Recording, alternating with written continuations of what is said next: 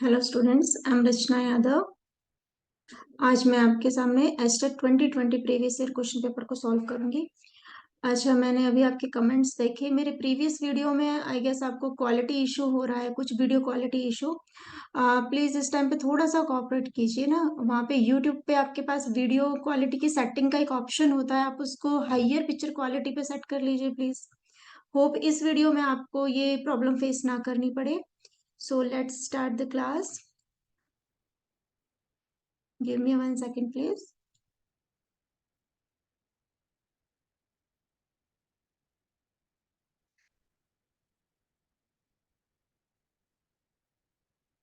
So here is your question 91. See, 91 is very easy question actually. X divided bye y दिया हुआ है, differential equation दी हुई है, 12th NCERT का question है आपका। सो आप क्या करोगे, इस इक्वेशन को dx डिवाइडेड बाय dy में कन्वर्ट करोगे। राइट, इसको कन्वर्ट करने के बाद x इज इक्वल्स टू क्या पुट करना है, vy। dy अपॉन dx होता तो आप y is equals to vx substitute करते हैं ना, यहाँ पे ये करना है बस। और देखना है कि ये इक्वेशन होमोजीनियस इक्वेशन है या नहीं, तभी तो हम ये रूल अप्लाई कर पाएंगे। होमोजीनियस इक्वेशन के लिए क्या करना होता है, हमें पता होना चाहिए। होमोजीनियस इक्वेशन तभी होती है, कोई भी linear differential equation, if f of x is equals to lambda y. It means that आप एक्स के प्लेस पे लैम्डा एक्स रख दो, वाई के प्लेस पे लैम्डा वाई रख दो, तो भी पूरी की पूरी इक्वेशन आपकी सेम रहती है, बस और कुछ नहीं है इसमें। तो यहाँ से हम पहले डी एक्स की वैल्यू निकाल लेते हैं। मैं थोड़ा शॉर्ट करने की कोशिश करूंगी इसको। डी एक्स ये आ जाएगा minus x divided by y, 1 - x/y। इसको नीचे लेके आएंगे, 1 + e⁻x/y। राइट, अब देखो आपको यहाँ से वैसे ही नजर आ रहा होगा। डी वाई को मैं यहाँ लिख देती हूँ। जैसे ही आप x डिवाइडेड बाय y करोगे, x के प्लेस पे लैम्डा x रख दो, y के प्लेस पे लैम्डा y रख दो, lambda lambda gets cancel, x divided by हर जगह ही। तो यानी कि ये इक्वेशन आपकी सेम रहने वाली है, तो ये होमोजेनियस इक्वेशन है। And since it is a homogeneous equation, we are allowed to substitute here lambda y, x equals to lambda y। अब इसको डेरिवेट करो with respect to y, dx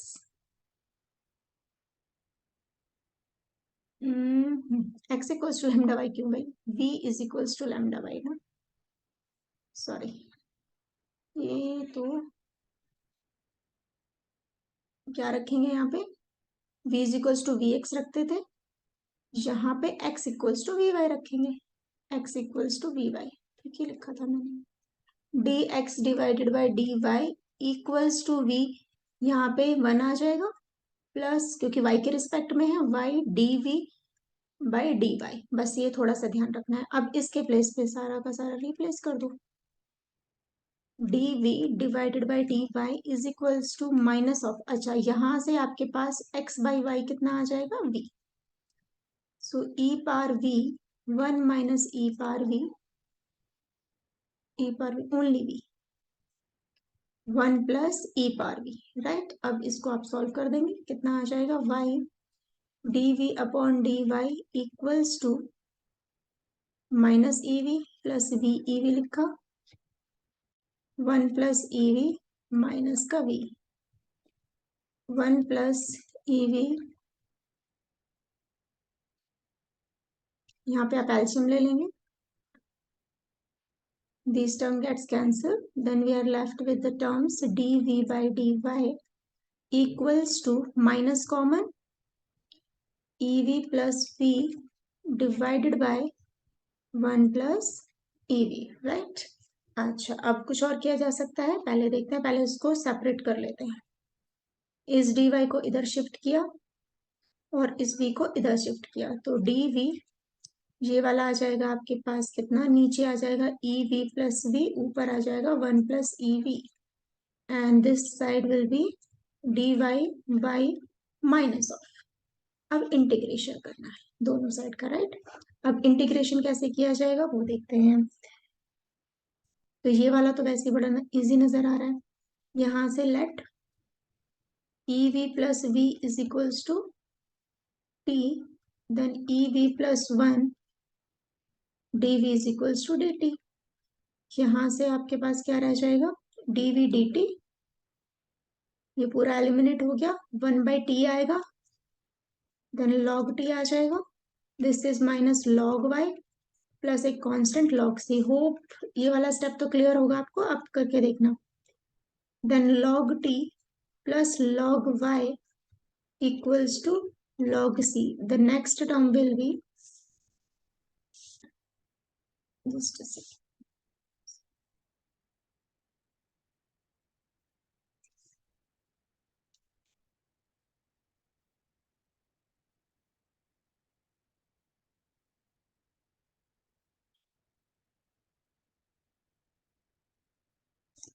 The next term will be log of ty log c. So यहाँ से t की value आपने क्या ली थी, e v plus का v, y is equals to c only, log log cancel, cancel नहीं anti log लेते हैं। v की वैल्यू आपने क्या सब्स्टिट्यूट की थी, x by Y,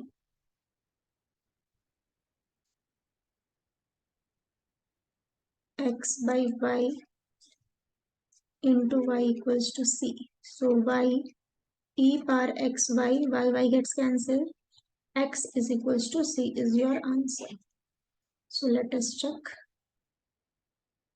Option x plus y e power x y equals to c. So first option is correct. Okay, easy है. Now the next one.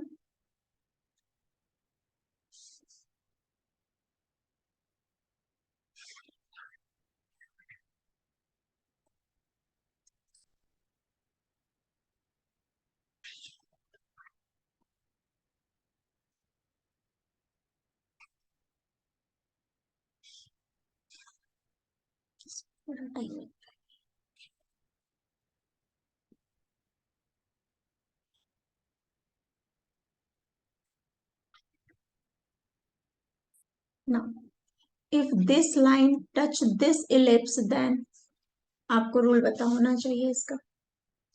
देखो,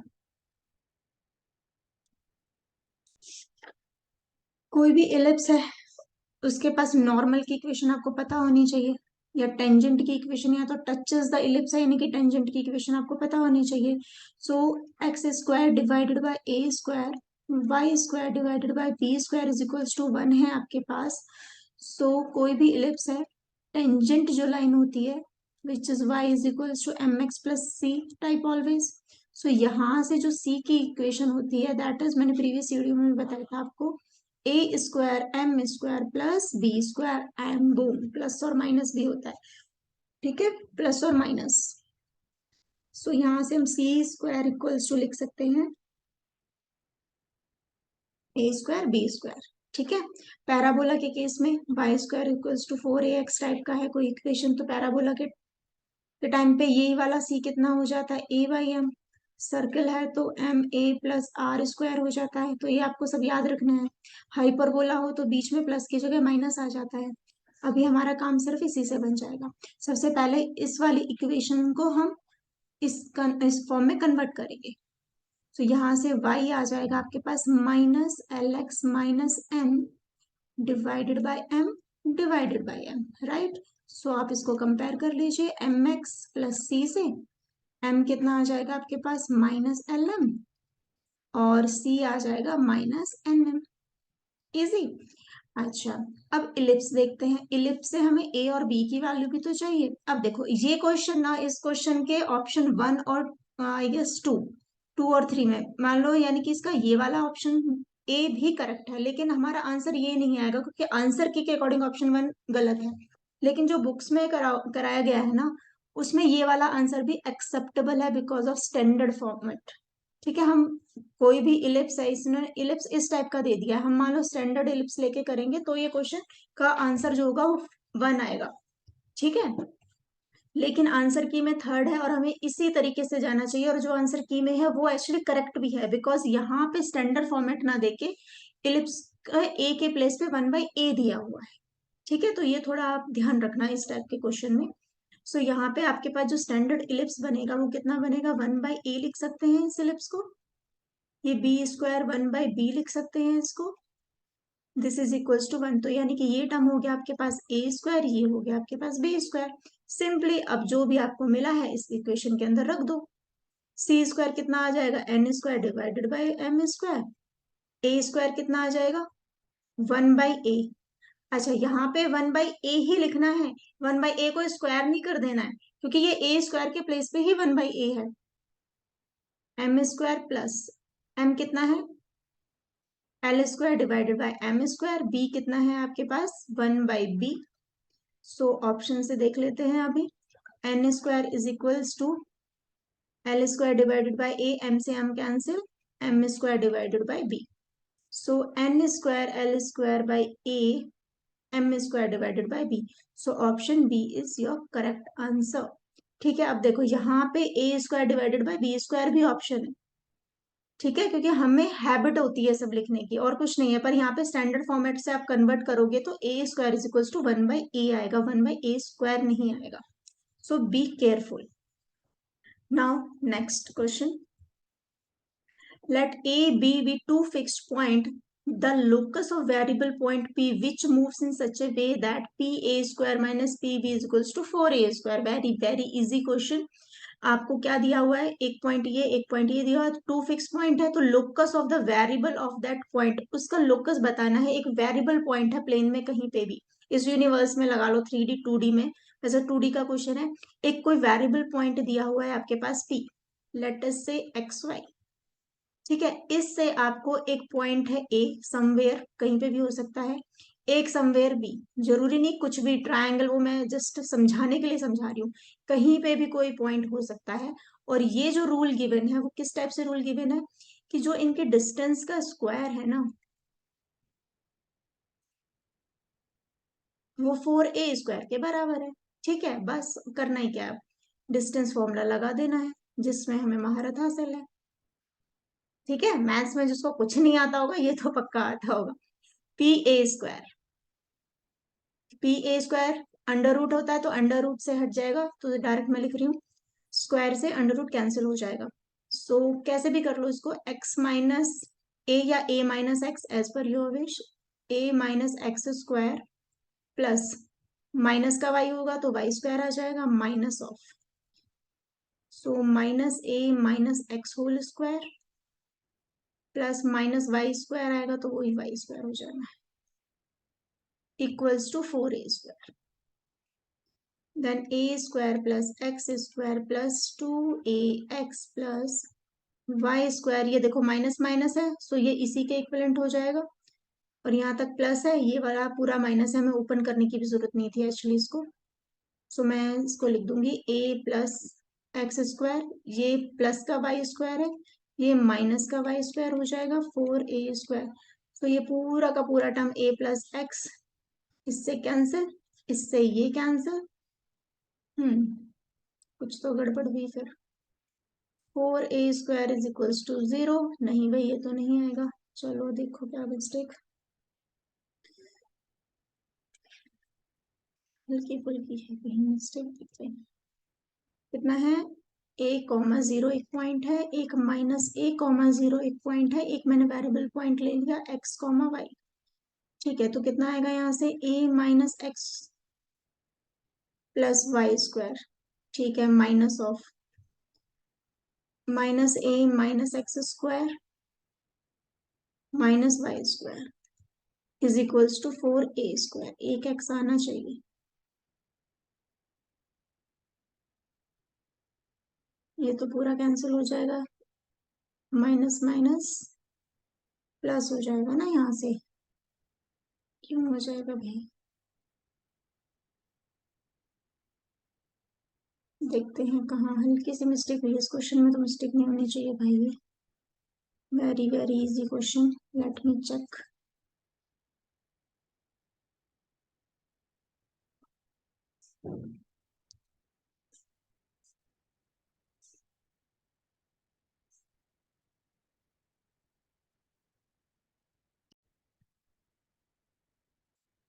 करते हैं क्या आएगा इसमें भी,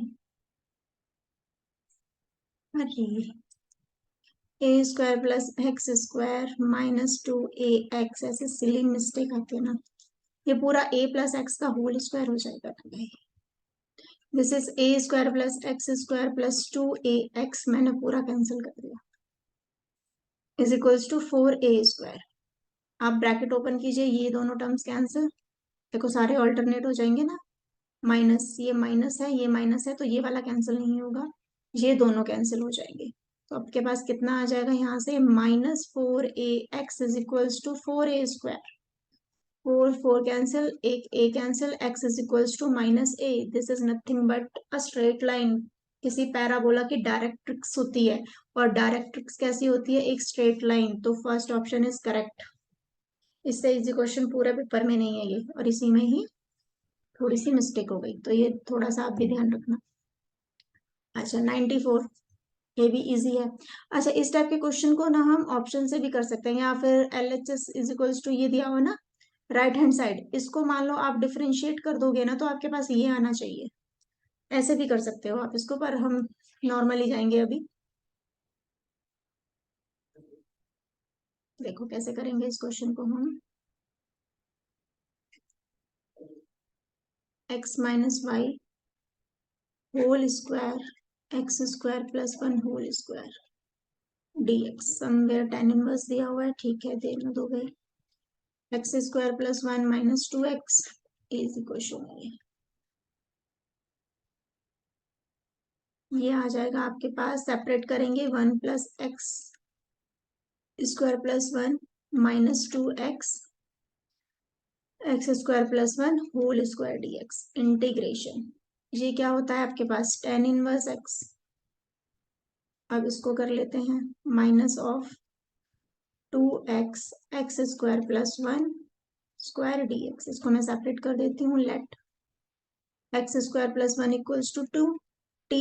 तो 2x d x is equals to dt आ जाएगा आपके पास, यानी कि ऊपर वाला एलिमिनेट हो जाएगा।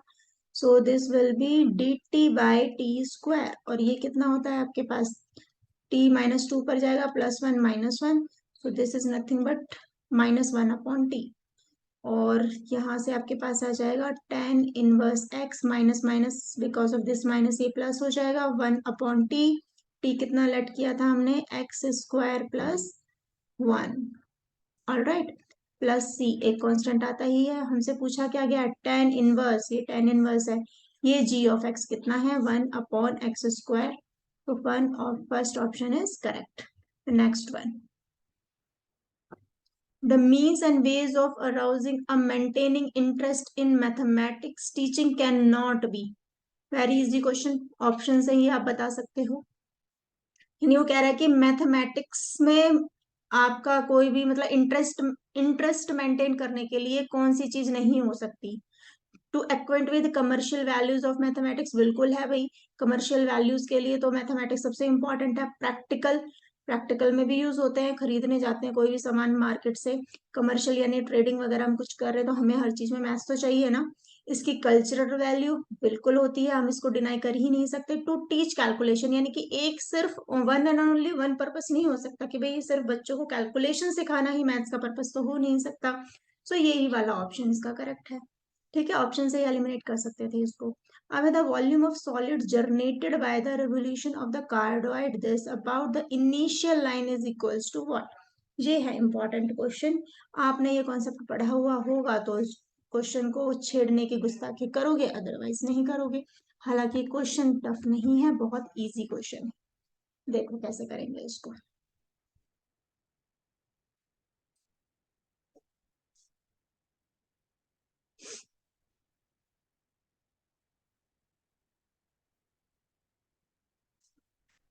96, the volume of the solid generated bye, अब देखो कार्डोइड, कार्डोइड का हर पेपर में आ रहा है क्वेश्चन, तो कार्डोइड के पहले इक्वेशन आपको पता होनी चाहिए, वो हमेशा ही लिख के देते हैं, r equals to a 1 + cos theta. Cardioid होता किस टाइप का है, कुछ एस टाइप का, पान की पत्ती की तरह। ठीक है, उल्टा हार्ट वे बना सकते हो, जिसको हमने राइट साइड यानी 45 डिग्री पर टिल्ट किया हुआ है। अब इस क्वेश्चन को हम कैसे कर सकते हैं, पूरा डिटेल में तो अभी जाने का ना टाइम है, और फिर भी हम थोड़ा बहुत इसको एक्सप्लेन कर सकते हैं। मान लो ये कोई एक्स एक्सिस है, यहाँ पे कोई वाई एक्सिस है, यहाँ से थीटा 0 to पाई जाएगा, ठीक है। इनिशियल लाइन ये होता है एक्स एक्सिस, ये वाई एक्सिस, यानी कि जब इसको रोटेट करेंगे 0 to π, तो इसका वॉल्यूम क्या होगा, इस क्वेश्चन में ये पूछा गया है। इनिशियल लाइन का मतलब क्या है, इनिशियल लाइन यानी कि एक्स एक्सिस। सो पूरी एक्स एक्सिस पे आप इसको रोटेट करोगे विद इन दिस डायरेक्शन। सो इसका वॉल्यूम निकालने के लिए हम थीटा लेते हैं 0 to π। एक्चुअली इसके पीछे रीजन तो बहुत है, ग्रेजुएशन का क्वेश्चन है, लेकिन अभी टाइम कंस्ट्रेंट है, हम इतना डीप में नहीं जा सकते। तो इस क्वेश्चन को प्लीज थोड़ा सा याद ही कर लीजिए कि हाँ ये वाली वैल्यूज होती है। तो इसका जो वॉल्यूम निकाला जाता है ना इस टाइप के क्वेश्चंस का, V इज इक्वल्स टू, यहाँ पे अल्फा टू बीटा होता है, यानी कि जो भी आपको एंगल, यहाँ पे सिर्फ इनिशियल लाइन की जगह कोई भी थीटा दे सकता था कि विद इन दिस इंटरवल निकालो, ठीक है, कुछ भी इंटरवल दे सकता था, वो हमेशा alpha two beta 2/3 r³ sign theta d theta होता है। ठीक है। अब यहां से आपको क्या दिया हुआ है, इनिशियल लाइन यानी कि 0 to π दिया हुआ है, 2/3 r³, r की वैल्यू कितनी दी हुई है ये, तो बस यहाँ पे रख दो, a³ 1 + cos θ sine theta d theta. अब आप समझदार हैं, सब निकाल ही पाओगे इस क्वेश्चन को। 2/3 a³ 0 to π 1 + cos θ sine theta d theta. Simply यहाँ से 1 + cos θ को लेट किया t, minus sine theta d theta is equals to हो गया t। सो ये आ गया -2/3 a³। लिमिट्स भी तो देखनी है अभी। जब आपने यहाँ पे 0 रखा तो t कितना आ गया आपके पास 2, cos 0 1 होता है ना, cos π -1 होता है, तो t कितना हो गया 0। तो 2 से 0 की इसकी लिमिट चली गई, यहाँ पे आ गया, ये मैंने माइनस इधर ले लिया, dt this will be a³ t² 0 sorry 2 to 0 -2/3, यहाँ पे रखेंगे a³, फर्स्ट वन 0 माइनस का, अच्छा ये 2 से 2 कैंसिल कर देते हैं ना, यहाँ से 0, ये कितना आ जाएगा 4। सो ये आ गया आपके पास 4/3 a³। ठीक है, पर इसका तो 8/3 आना चाहिए था। तो यहाँ पे कहाँ कहाँ कहाँ मिस्टेक, देखो देखो, a³ है, यहाँ पे t dt है आपके पास, r³, अच्छा ये देखो r³ है ना भाई, t³ /4। सो यहाँ से 2 2 आ जाएगा, तो ये एक 2 एक्स्ट्रा, 1/6, 2 2 4। ठीक है, अभी देखते हैं इस क्वेश्चन को, इसको यहाँ से कैंसिल करके दोबारा से करते हैं। ये कितना आ गया, -2/3 a³, जहां से जब t³ होगा तो ये t⁴/4 आएगा, राइट। हमने लिमिट रखा 2 to 0, सो -2/3 a³ आ गया यहाँ से, ये आ गया टर्म 0, -2⁴/4, राइट। 16, तो यहाँ से आ गया आपके पास 4, 4 और ये माइनस माइनस प्लस 8/3 a³। ठीक है, please excuse me for my this silly mistakes, आप भी थोड़ा ध्यान रखना, क्यूब क्यूब। ठीक है, नाउ द नेक्स्ट क्वेश्चन। आपको ये याद रखना है कि भाई वॉल्यूम ये ही होता है, इनिशियल लाइन का मतलब 0 to π, और आपको वो इंटरवल दे सकता है। ठीक है, ये फॉर्मूला आपको लर्न करना है। अच्छा, इसमें आपको सरफेस एरिया भी पूछ सकता है, तो सरफेस एरिया का भी फॉर्मूला आप लर्न कर सकते हो। अच्छा, द नेक्स्ट क्वेश्चन देखो अब, 97। ये क्वेश्चन जितना इजी है उतना टफ भी है, क्योंकि एक बार में आपको क्लिक कर गया तो बिल्कुल आ गया, अदरवाइज तो ऐसे क्वेश्चन छोड़ने में ही भलाई रहती है, पर कोशिश करते हैं इस क्वेश्चन को। अब हम पहले 98 और 99 करते हैं, तो थोड़ा इजी हो जाएंगे। देखो, cos theta plus iota sine theta power 4, इसकी वैल्यू बतानी है। क्या इससे इजी कुछ क्वेश्चन हो सकता है। ई पार आयोटा थीटा लिखा हुआ है, नीचे ई पार माइनस आयोटा थीटा लिखा हुआ है, पावर 4 है, ई पार 2 आयोटा थीटा, यहाँ पे 4, तो ये किसके बराबर हो जाएगा 8। ये किससे एंगल कितना हो जाएगा 8, ऑप्शन 4 इज करेक्ट। ये देखो एफ ऑफ एक्स दिया हुआ है, एफ इनवर्स एक्स पूछा हुआ है। इस क्वेश्चन को किसी ने प्रैक्टिस नहीं किया होगा तो ये कभी भी नहीं निकलेगा, क्योंकि इसकी ये सिर्फ एक ही तरीके से मेरे ख्याल से सॉल्व हो सकता है, क्योंकि इनवर्स है ना, 1 1 ऑन 2 फंक्शन दोनों है ये, तो ना तो 1 1 निकालना, ना हमें ऑन टू निकालना, डायरेक्ट एफ इनवर्स, यानी कि जो प्रॉपर मेथड होता है ना वाई वाला वो ही। लेकिन उसमें भी एक ट्रिक है, क्योंकि ऑप्शन हमें जो शो हो रहे हैं ना, इन ऑप्शन की हेल्प लेंगे हम कि क्या क्वेश्चन कहना क्या चाह रहा है, क्योंकि इसका इनवर्स तो बहुत पहले ही खत्म हो चुका होता है। F is equals to y, तो एक्स इज इक्वल्स टू कितना होता है, एफ इनवर्स ऑफ वाई, ये आपको सबको पता होगा। तो हम यहां से निकालते हैं इसकी value, let y f of x log e under root 1 plus x square, right. So यहां से आपके पास क्या आ जाएगा वो देखते हैं। वीडियो रिकॉर्ड नहीं हो रही क्या?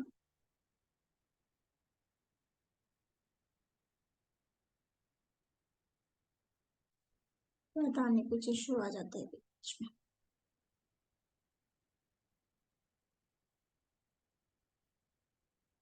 कोई नहीं होता, चलो। यहां से कितना आ जाएगा आपके पास, वाई ई दोनों साइड ले लेंगे तो x plus under root 1 plus x square. अब देखो जहां तक ये क्वेश्चन हो जाता है कि अब क्या करें इस क्वेश्चन में। हमें तो वैल्यू किसकी चाहिए, एक्स की। मान लो आप इसको एक्स को अरेंज करने लगोगे तो पता नहीं क्या क्या आ जाएगा, e par y minus this. Log का ऑप्शन ऑलरेडी खत्म है हमारे पास, क्योंकि हमने लॉग को पहले शिफ्ट कर लिया, कन्वर्ट कर लिया है e raise to the power y. अब चलते हैं ऑप्शन। ऑप्शन में आपको नजर आ रहा है ई पार एक्स, ई पार माइनस एक्स टाइप का कुछ टर्म दिखाई दे रहा है। सो ये क्वेश्चन करने का सिर्फ यही तरीका है, आप इसको ई पार माइनस वाई लिखेंगे, यानी कि यहां से आपको क्या करना है, पूरे एंगल में माइनस, यानी कि एफ ऑफ एक्स है तो वहां पे एफ ऑफ माइनस एक्स लिखना है बस। सो यहाँ पे आ जाएगा एक्स ई पार 1 प्लस एक्स स्क्वायर।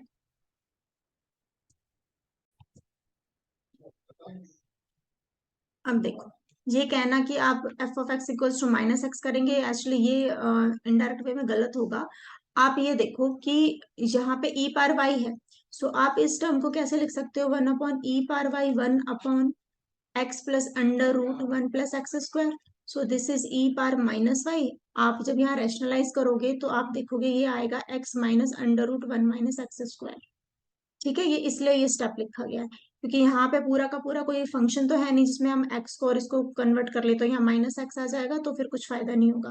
तो हमने इसी स्टेप को रिवर्स कर दिया, तो हमारे पास ये इनक्वालिटी आ गई। आप देखो यहाँ पे करके देखोगे तो यहाँ एक्स स्क्वायर ये पूरा कैंसिल होके 1 आ जाएगा नीचे और ऊपर ये बचेगा। ठीक है, थोड़ा मैं अवॉइड कर रही हूँ ज्यादा स्टेप्स लिखने के लिए। आप इनको ऐड कर दीजिए, ये कैंसिल हो जाएगा, e par y minus e par y equals to 2x। सो x की वैल्यू कितनी आ गई, डिवाइडेड बाय 2। x ही हमारा क्या होता है, इनवर्स होता है। अब इसको रिप्लेस कर दो आप in terms of x, minus ही है ना, हाँ, divided by 2 f inverse of x। तो अब ऑप्शन देख लो कौन सा करेक्ट है, ऑप्शन 1 इज करेक्ट।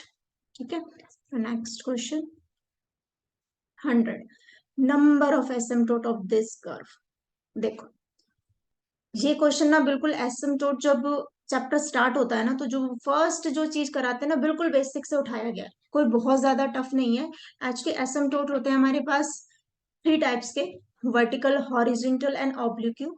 और उसी में भी हम इसको बाइफरकेट कर देते हैं कि पैरेलल, पैरेलल एसिम्प्टोट और ऑब्लिक्यू। तो अब जब हमारे पास पैरेलल निकालने होते हैं ना, तो पैरेलल के लिए हम क्या लगता है कि y के पैरेलल कौन से एसिम्प्टोट हैं और x के पैरेलल क्या एसिम्प्टोट है। अब ये एसिम्प्टोट होते क्या है, एसिम्प्टोट जैसे आपने हाइपरबोला में सुना होगा कि एक यहाँ है एक यहाँ है, ये जा रहे हैं इसके एसिम्प्टोट इस टाइप से। ठीक है, ये क्या जा रहे हैं इसके एसिम्प्टोट, जो 90 डिग्री पे कट करते हैं, ये हाइपरबोला के केस में होता है। लेकिन एसिम्प्टोट का मतलब क्या होता है, सपोज मैंने एनी कोई कर्व ले लिया किसी भी टाइप का, ठीक है, अब इसकी वो टेंजेंट, इस कर्व की वो टेंजेंट जो इस कर्व को एंड पे यानी इनफाइनाइट पे कहीं कट करती हुई नजर आए, यानी कि मिलती हुई नजर आए, एग्जैक्ट ओवरलैप करे नहीं, एग्जैक्ट इंटरसेक्ट करे नहीं, बट वो टेंड्स टू इन्फिनिटी, यानी कि ऐसा लगे कि हाँ भाई इनफाइनाइट पे जाके इसकी वो टेंजेंट मिलने वाली है लेकिन मिलती नहीं है। ऐसे ही एसिम्प्टोट्स क्या होते हैं, टेंजेंट्स होते हैं जो हाइपरबोला के सोचते हैं कि इमेजिनरी लाइन पे इनफाइनाइट पे जाके मिलेगी, उनको एसिम्प्टोट्स बोलते हैं। ठीक है, अभी के लिए बस इतना ही।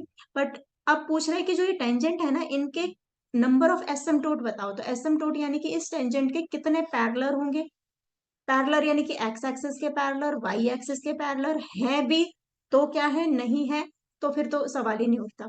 तो एक्स एक्सिस के पैरेलल हो सकता है, वाई एक्सिस के पैरेलल हो सकते हैं, लेकिन हमें ये बात पक्का पता चल गई इस क्वेश्चन से कि जो ये एक लाइन की फॉर्म होती है asymptote, which is equals to M x plus c. ठीक है, अब देखो इसका, इस क्वेश्चन को ना, जिसको थोड़ा सा बेसिक क्लियर है, बिना सॉल्व करे भी हम कर सकते थे इस क्वेश्चन को। अब यहाँ पे सबसे पहले हम देखते हैं कि highest coefficient of x square कितना है। हाईएस्ट डिग्री, सॉरी डिग्री कितना है वाई का और एक्स का। डिग्री मतलब जो उनके ऊपर पावर होती है। तो x square y square is equals to a square x square plus y square. तो एक्स स्क्वायर पहले इन टर्म्स ऑफ एक्स देख लेते हैं, वाई स्क्वायर। ठीक है, अब देखो यहाँ पे x की जो हाईएस्ट डिग्री है वो भी 2 है, y की हाईएस्ट डिग्री है वो भी 2 है। तो यानी कि जब हम x एक्सिस के पैरेलल निकालेंगे तो हमें दो लाइन मिलेंगी, y एक्सिस के पैरेलल निकालेंगे तो भी दो इक्वेशंस मिलेंगी, क्योंकि क्वाड्रेटिक बन गई ना। तो टोटल नंबर ऑफ एसिम्प्टोट आ जाएंगे आपके पास 4। ये तो हुआ कॉमन सेंस। लेकिन क्यों, क्योंकि हमारे पास इस टाइप की इक्वेशन आएंगी ना, एम एक्स प्लस और माइनस सी टाइप की। ठीक है, y के पैरेलल है, कोई भी मान लो ये इक्वेशन है, ये भी y के पैरेलल, ये भी y के पैरेलल। कितने वे पॉसिबल है, 2। वैसे तो इनफाइनाइट नंबर ऑफ है, लेकिन यहाँ पे डिग्री कितनी है, 2। तो ओनली 2 पॉसिबिलिटीज आर देयर। ऐसे ही x से only 2 possibilities are there. Total number asymptote कितने हो गए, 4 हो गए। लेकिन अब हमें निकालना भी पड़ेगा, थोड़ा पता भी होना चाहिए। अच्छा, कैसे पता चलेगा। यहाँ से हमने क्या करना है, सबसे पहले पैरेलल टू एक्स एक्सिस निकालते हैं कि भाई एसिम्प्टोट जो पैरेलल टू एक्स एक्सिस है वो कौन सा है। तो हम क्या करते हैं, x square y square minus a square y square is equals to 0। अच्छा, जो पैरेलल निकालना हो हमें एक्स एक्सिस के, तो यहाँ पे जो कोफिशिएंट ऑफ एक्स होता है उसको 0 रख दो बस। तो y इज इक्वल्स टू कितना आ गया, प्लस और माइनस ए। सो देखो पैरेलल टू एक्स एक्सिस यानी कि y की फॉर्मेट में ही आना है, ये तो पता ही है ना हमें। कार्टेशियन है, यहाँ पे x है, इसके पैरेलल कौन सी इक्वेशन होती है, y इक्वल्स टू ए और y इक्वल्स टू माइनस ए। तो आना ही हमारे पास y के टर्म्स में था। तो हम क्या करते हैं, जो हाईएस्ट डिग्री है एक्स स्क्वायर, उसके जो कोफिशिएंट होते हैं उनको इक्वल्स टू 0 रख देते हैं। अब ऐसे ही पैरेलल टू वाई एक्सिस निकालना हो हमें। ठीक है, देखो ये है एम एक्स प्लस सी टाइप की ही इक्वेशन, ध्यान रखना है। अच्छा, पैरेलल टू वाई एक्सिस किस टाइप से होगा बताओ। अब इसी इक्वेशन को फिर से रीराइट करते हैं, वाई स्क्वायर कॉमन लेते हैं, एक्स स्क्वायर प्लस ए स्क्वायर, जो बाकी का बचा उसको छोड़ देंगे। यहाँ पे वाई के कोफिशिएंट है उनको 0 ले लो। तो x is equals two plus और माइनस ए। तो यहाँ से भी प्लस और माइनस ए। अब आपको इक्वेशन तो पूछी नहीं है, सिर्फ काउंटिंग में बताना है, काउंटिंग में कितने आ गए आपके पास।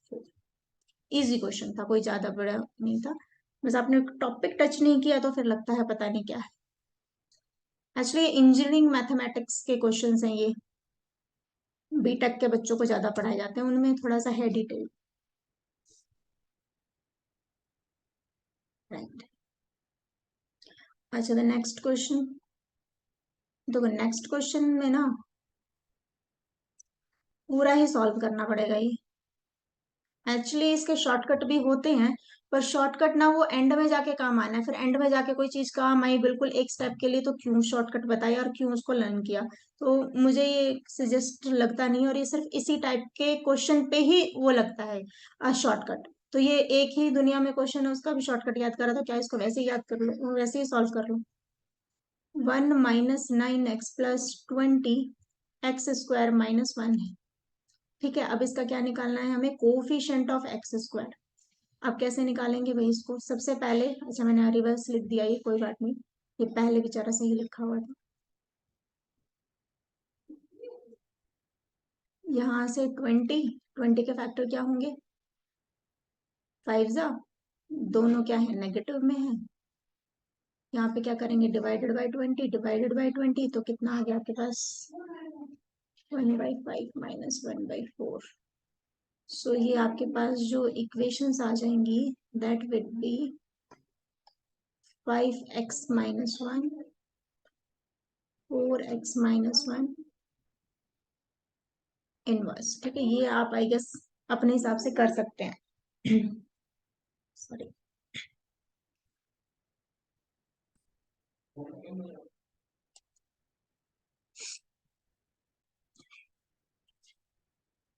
अब देखो इस क्वेश्चन को हम कैसे कर सकते हैं, राइट।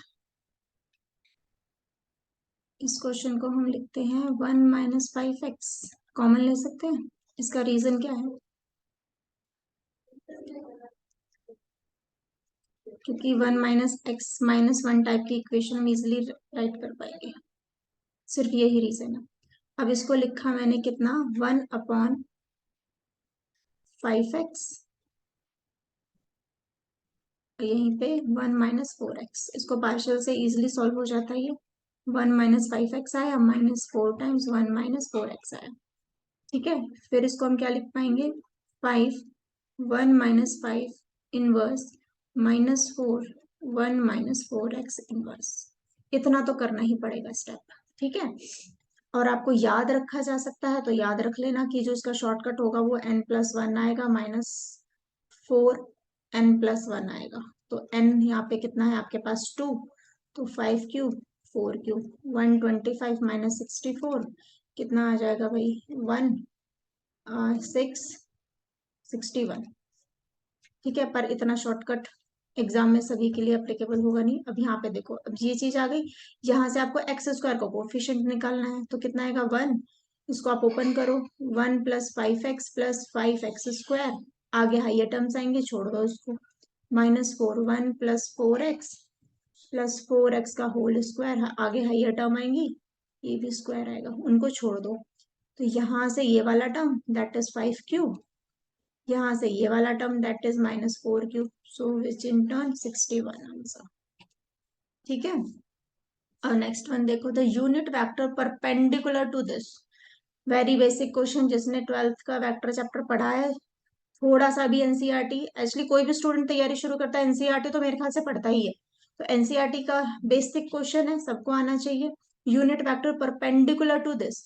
सो मान लो कोई एक वेक्टर इस टाइप से है, दूसरा वेक्टर इस टाइप से है। मान लो ये ए वेक्टर है तो बी वेक्टर, तो इन दोनों पे जो परपेंडिकुलर वेक्टर होगा वो क्या, कैसे शो होता है, A×B से।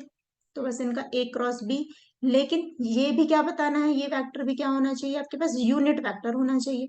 तो ये यूनिट वेक्टर कैसे निकल जाएगा, A×B वेक्टर लिखा और इन दोनों का मैग्नीट्यूड लिखा। तो सिंपल A×B निकालो, मैग्नीट्यूड से डिवाइड कर दो। इसको ऑप्शन से भी थोड़ा देख सकते हो आप।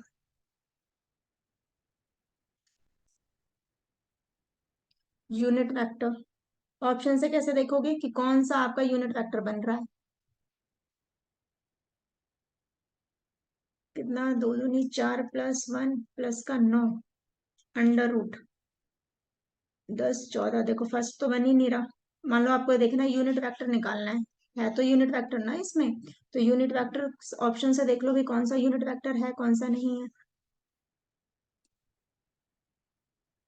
सो देखो यहाँ पे आप कैसे निकालते हो, मान लो इसका मैग्नीट्यूड निकालना है तो कैसे निकालोगे, 2 दूनी 4 +1 3 3 9 अंडर रूट 5 और 4 14। तो यूनिट वेक्टर तो है नहीं ये। यहाँ पे कितना आएगा, 1 2 3। हाँ ये आ गया यूनिट वेक्टर आपके पास। क्या ये आ सकता है, हाँ फिर ऑप्शन में और ज्यादा टाइम लग जाता है कई बार। ये 25, ये 121, इन सबको ऐड करो 6, ये 155 ही आना है। ठीक है, तो ये भी यूनिट वेक्टर है, तो यानी कि ऑप्शन से तो गए काम से। पर फिर भी एक बार ट्राई किया जा सकता है, एग्जाम में ये चीजें पता होनी चाहिए एटलीस्ट। तो यूनिट वेक्टर अब निकाल दो। सबसे पहले ये कोई ए वेक्टर है, ये कोई बी वेक्टर है, हमें निकालना है A×B। क्रॉस प्रोडक्ट निकाल सकते हैं ना, I J K। यहाँ पे कितना हो गया, 2 -1 1 3 4 -1। मैं डिटर्मिनेंट इस हिसाब से निकालती हूँ, आप भी निकाल सकते हो। यहाँ पे J लिखा मैंने, -1 लिखा और ये लिखा 4। ठीक है, इनसे मल्टीप्लाई कर दो, कितना आ जाएगा, I प्लस करना है 3J। ये वाला हो गया, इसका टर्न हो गया, अब इसका टर्न, +8K। अब माइनस लगाते हैं और नीचे से स्टार्ट करते हैं, यहाँ से -3K प्लस का 4I। यहाँ से चलो भाई, ये कितना है आपके पास, -1 है, माइनस का 2j, i plus 3j plus 8k minus minus plus 3k minus 4i plus, actually ये जल्दी हो जाता है आपके जो दूसरे वाले मेथड से।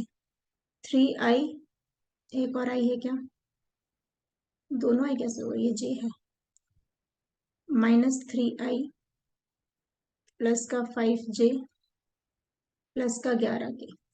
ठीक है, तो वैसे ऑप्शन से तो यही नजर आ रहा है, बट ये यूनिट वेक्टर है नहीं क्योंकि इसकी लेंथ कितनी आएगी 115, तो इनका कॉन्जुगेट का करेंगे तो 115 आएगा, दोनों कैंसिल होंगे, आंसर 1 आएगा, तो यूनिट वेक्टर होता है। तो यूनिट वेक्टर को कन्वर्ट करने का तरीका भी यही है, जैसे ये ऊपर का ऑप्शन देखा।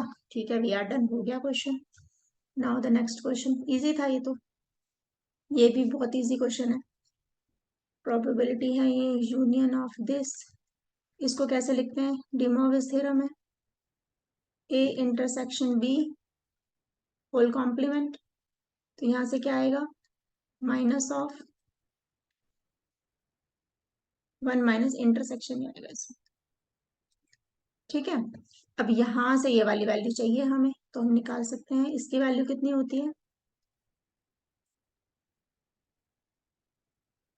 ये ऊपर, और b intersection a divided by जो नीचे होता है वो ही नीचे होता है यहाँ पे। अब इसकी वैल्यू दी हुई है 0.5, this is nothing but a intersection b, एक ही बात है। 0.4 तो कितना आ गया 20, दो के बाद पॉइंट, 0.20, तो यहाँ आ जाएगा 1 माइनस 0.20, दैट इज 0.180। ऑप्शन देख लो, हो सकता है इससे इजी कोई क्वेश्चन। अब देखते हैं 109, यहाँ पे है NMC2। ठीक है, NC2 की वैल्यू चाहिए निकालनी है यहाँ पे। अब देखो ये वाले जो क्वेश्चन है ना, आप इसको लेंथी करोगे तो वो तो आपकी मर्जी है ऑब्वियसली, लेकिन इस टाइप के क्वेश्चन में I suggest always value substitution से निकालो, जल्दी होते हैं क्वेश्चन। अब देखो यहाँ से m है, यहाँ n है, तो सबसे पहले ये तो पता चल गया हमें, जो m है वो 2 से तो छोटा हो नहीं सकता, नहीं एक तो ले नहीं सकते, 2 ले सकते हैं, तो 2C2 मान लो हमने लिया तो 1 आ गया, लेकिन 1 यहाँ पे एप्लीकेबल नहीं होगा, 1C2 है तो n भी वहां से बड़ा होना चाहिए, तो पता है ना NCR है, सो n is always greater than और इक्वल्स टू r होना चाहिए। तो आप वैल्यू सब्स्टिट्यूशन से देख सकते हो, लेट यहाँ पे आपने लिया n इक्वल्स टू 3, तो 3 आ गया, 3C2, सो हम यहाँ पे लेट M3 ले लो, सो यहाँ आ गया 3C2, ये कितना आ गया आपके पास 3। ओके, इस पूरे की वैल्यू आ गई 3, विच मीन्स n भी आपके पास 3 आ गया। अच्छा, तो इससे हो सकता है कुछ काम, देखते हैं, लेकिन n3 आ गया यहाँ पे, और m भी आ गया 3, तो 3 प्लस 4 यहाँ पे 2 बन जाएगा, तो ये वैसे ही कैंसिल हो जाएगा। चलो देखते हैं, NC2 यानी कि 3C2, ये आ जाएगा 3, पता है ना NCNn-1 कितना होता है, यहाँ पे n नहीं होता है, 3, तो यानी कि ऐसे ही आप रखो कि m की वैल्यू 3 रखो, n की वैल्यू भी 3 रखो, तो आंसर कितना आना चाहिए, 3 आना चाहिए।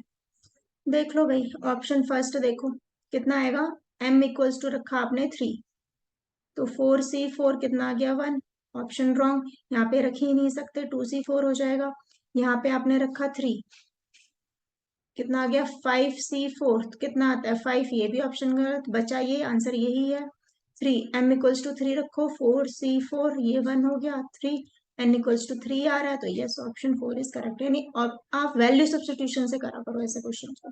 ठीक है, ये एनसीईआरटी वाले कन्वेंशनल मेथड से मत जाना इस पे।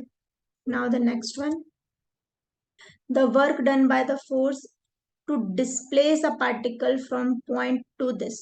फिजिक्स का क्वेश्चन जो कभी 11th 12th स्टैंडर्ड में हम पढ़ते थे, मुझे और कुछ याद हो या ना हो, मुझे ये वर्क वाले क्वेश्चन बड़े प्यारे लगते थे और आज तक मुझे याद है। ये वर्क डन पता है क्या होता है फिजिक्स के, बस मुझे आते ही है, force into displacement,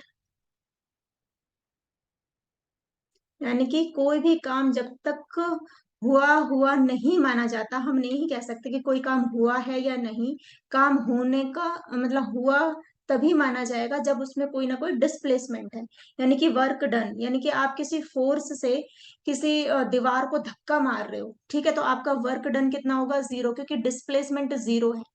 force no matter आप कितना भी ज्यादा लगा रहे हो, लेकिन वर्क डन वहां पे 0 होगा, क्योंकि वहां पे कोई डिस्प्लेसमेंट हुआ ही नहीं है, because work is directly proportional to displacement and work is directly proportional to force as well। ठीक है, यानी कि जितना आप ज्यादा फोर्स लगाओगे और डिस्प्लेसमेंट करोगे उतना ही ज्यादा आपके पास काम आएगा। तो जहां डिस्प्लेसमेंट इन्वॉल्व है और फोर्स है वहीं पे वर्क डन माना जाएगा, अदरवाइज नहीं। तो हम किस टाइप से लिखते हैं इसको, work is equals to f into s. Displacement, displacement force तो फोर्स हो गया, डिस्प्लेसमेंट का मतलब कोई पॉइंट ए यहाँ है, बी है, तो यहाँ से जो शिफ्टिंग हो गई उसको डिस्प्लेसमेंट बोलेंगे। अब डिस्प्लेसमेंट का सब कुछ दिया हुआ है, देख लेते हैं। फोर्स आपको वेक्टर फॉर्मेट में गिवन है, ठीक है जी।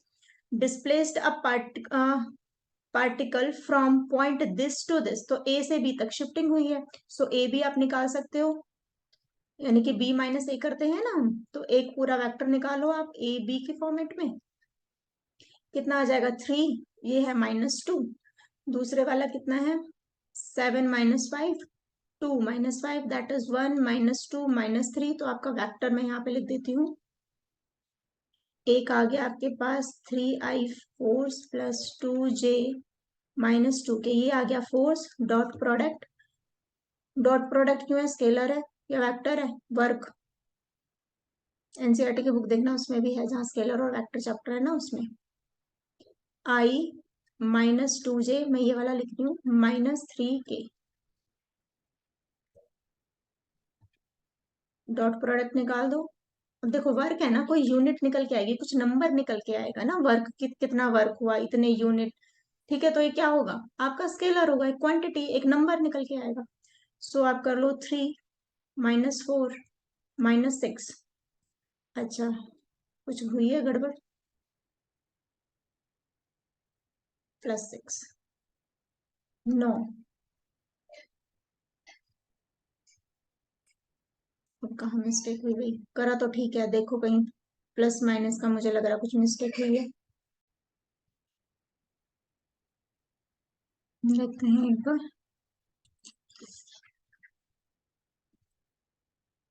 बेसिक यही है इस क्वेश्चन का, ए बी, तो हमें निकालना है बी -a। 3, अच्छा ये 5 हो जाएगा ना, 7 यानी कि 2, यहाँ पे -5, so this is a b, जो वेक्टर आ जाएगा आपके पास आ जाएगा 5i + 2j -5k, राइट। हमें निकालना है एफ इज इक्वल्स टू, कितना होता है आपके पास, एफ नहीं, डब्ल्यू इज इक्वल्स टू होता है आपके पास एफ इंटू एस, या डी भी बोल सकते हो, डिस्प्लेसमेंट। एफ कितना है आपके पास 3i 2j -2k, dot product 5i + 2j -5k, यहाँ पे कितना हो गया 15 + 4 माइनस माइनस प्लस 5 दूनी 10, 25 29, ये सही आ गया 29, सेकेंड ऑप्शन, राइट। अब देखते हैं अनदर वन, ये भी अच्छा क्वेश्चन है, रेडियस ऑफ कर्वेचर का ही है।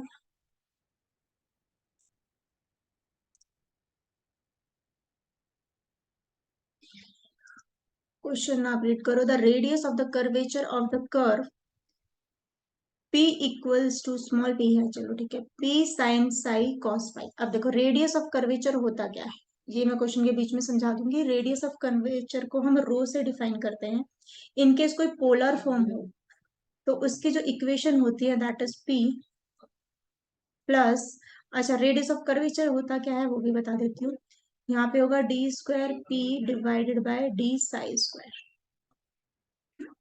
ये है जब पोलर फॉर्म हो।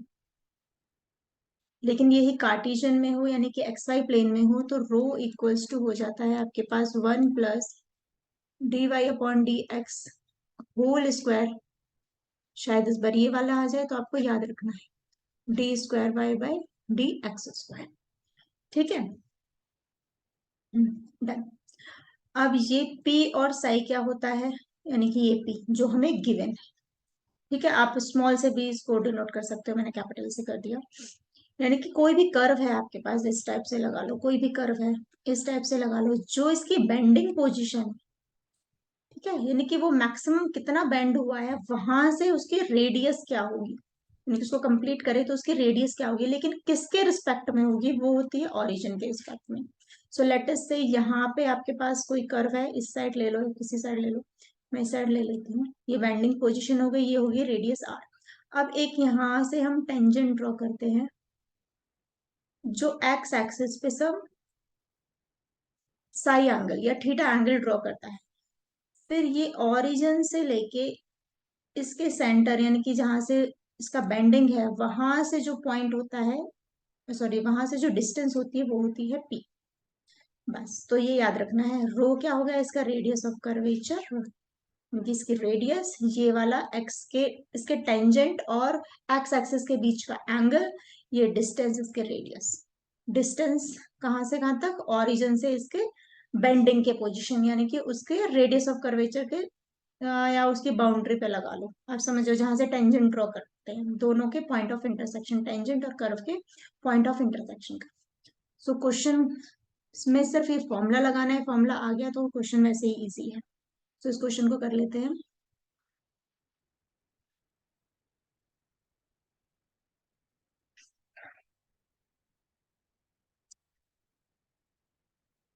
Oops, not- चलो, तो फॉर्मूला लर्न करना है, क्या है, p plus D square P divided by d psi square, तो हमें ये वाली वैल्यू निकालनी है, और p भी हमें गिवन है। तो सबसे पहले p लिख लेते हैं, p कितना है, मैं देखो यहाँ से इसको क्या लिख सकते हो, डेरिवेट करना है ना, तो इजीएस्ट फॉर्म में लिख सकते हैं उसको, b/2 sin 2 फाई, पता है ना, sin 2 theta is equals to 2 sin theta cos theta. तो मैंने इसको लिखा b/2 sin 2 psi, one time with respect to psi हमने किया है। अब देखो ये क्या है, आपके इंडिपेंडेंट वेरिएबल है ना, साई भी वहां पे इंडिपेंडेंट था। चलो वो कोई बात नहीं, ये चीजें इतना अभी मत ध्यान दो, बस फॉर्मूले पे बेसिक पे ध्यान दो। Into two, two two gets cancel, d square p by d psi square कितना हो जाएगा, p minus sine 2 psi into 2। बस अब क्या है, इक्वेशन में रख दो आप, रो इज इक्वल्स टू पी आ गया b/2 sin 2 साई माइनस का 2b sin 2 साई, लेकिन ऑप्शन में तो p की फॉर्मेट में है, तो आप कॉमन ले लो, b कॉमन ले लिया, sin 2 साई भी कॉमन ले लिया, राइट, और तो कुछ नहीं है यहाँ पे, होप इट्स करेक्ट सब में, 2 sin b, मुझे लगता है देना चाहिए, b 1/2 माइनस का 2 आया हुआ है, तो ये आ गया आपके पास b/2 साइन माइनस का 3/2, मैंने 2 टाइम लिख दिया, इसी को लिख दिया 3/2, लेकिन ऑप्शन किसके, p की टर्म में है, और p कितना है हमारे पास, ये वाला टर्म, तो b/2, ये आ गया -3, b/2 sin 5 है, इसको क्या लिख दिया मैंने, p। So option 3 is correct. ठीक है, अब नेक्स्ट देखते हैं।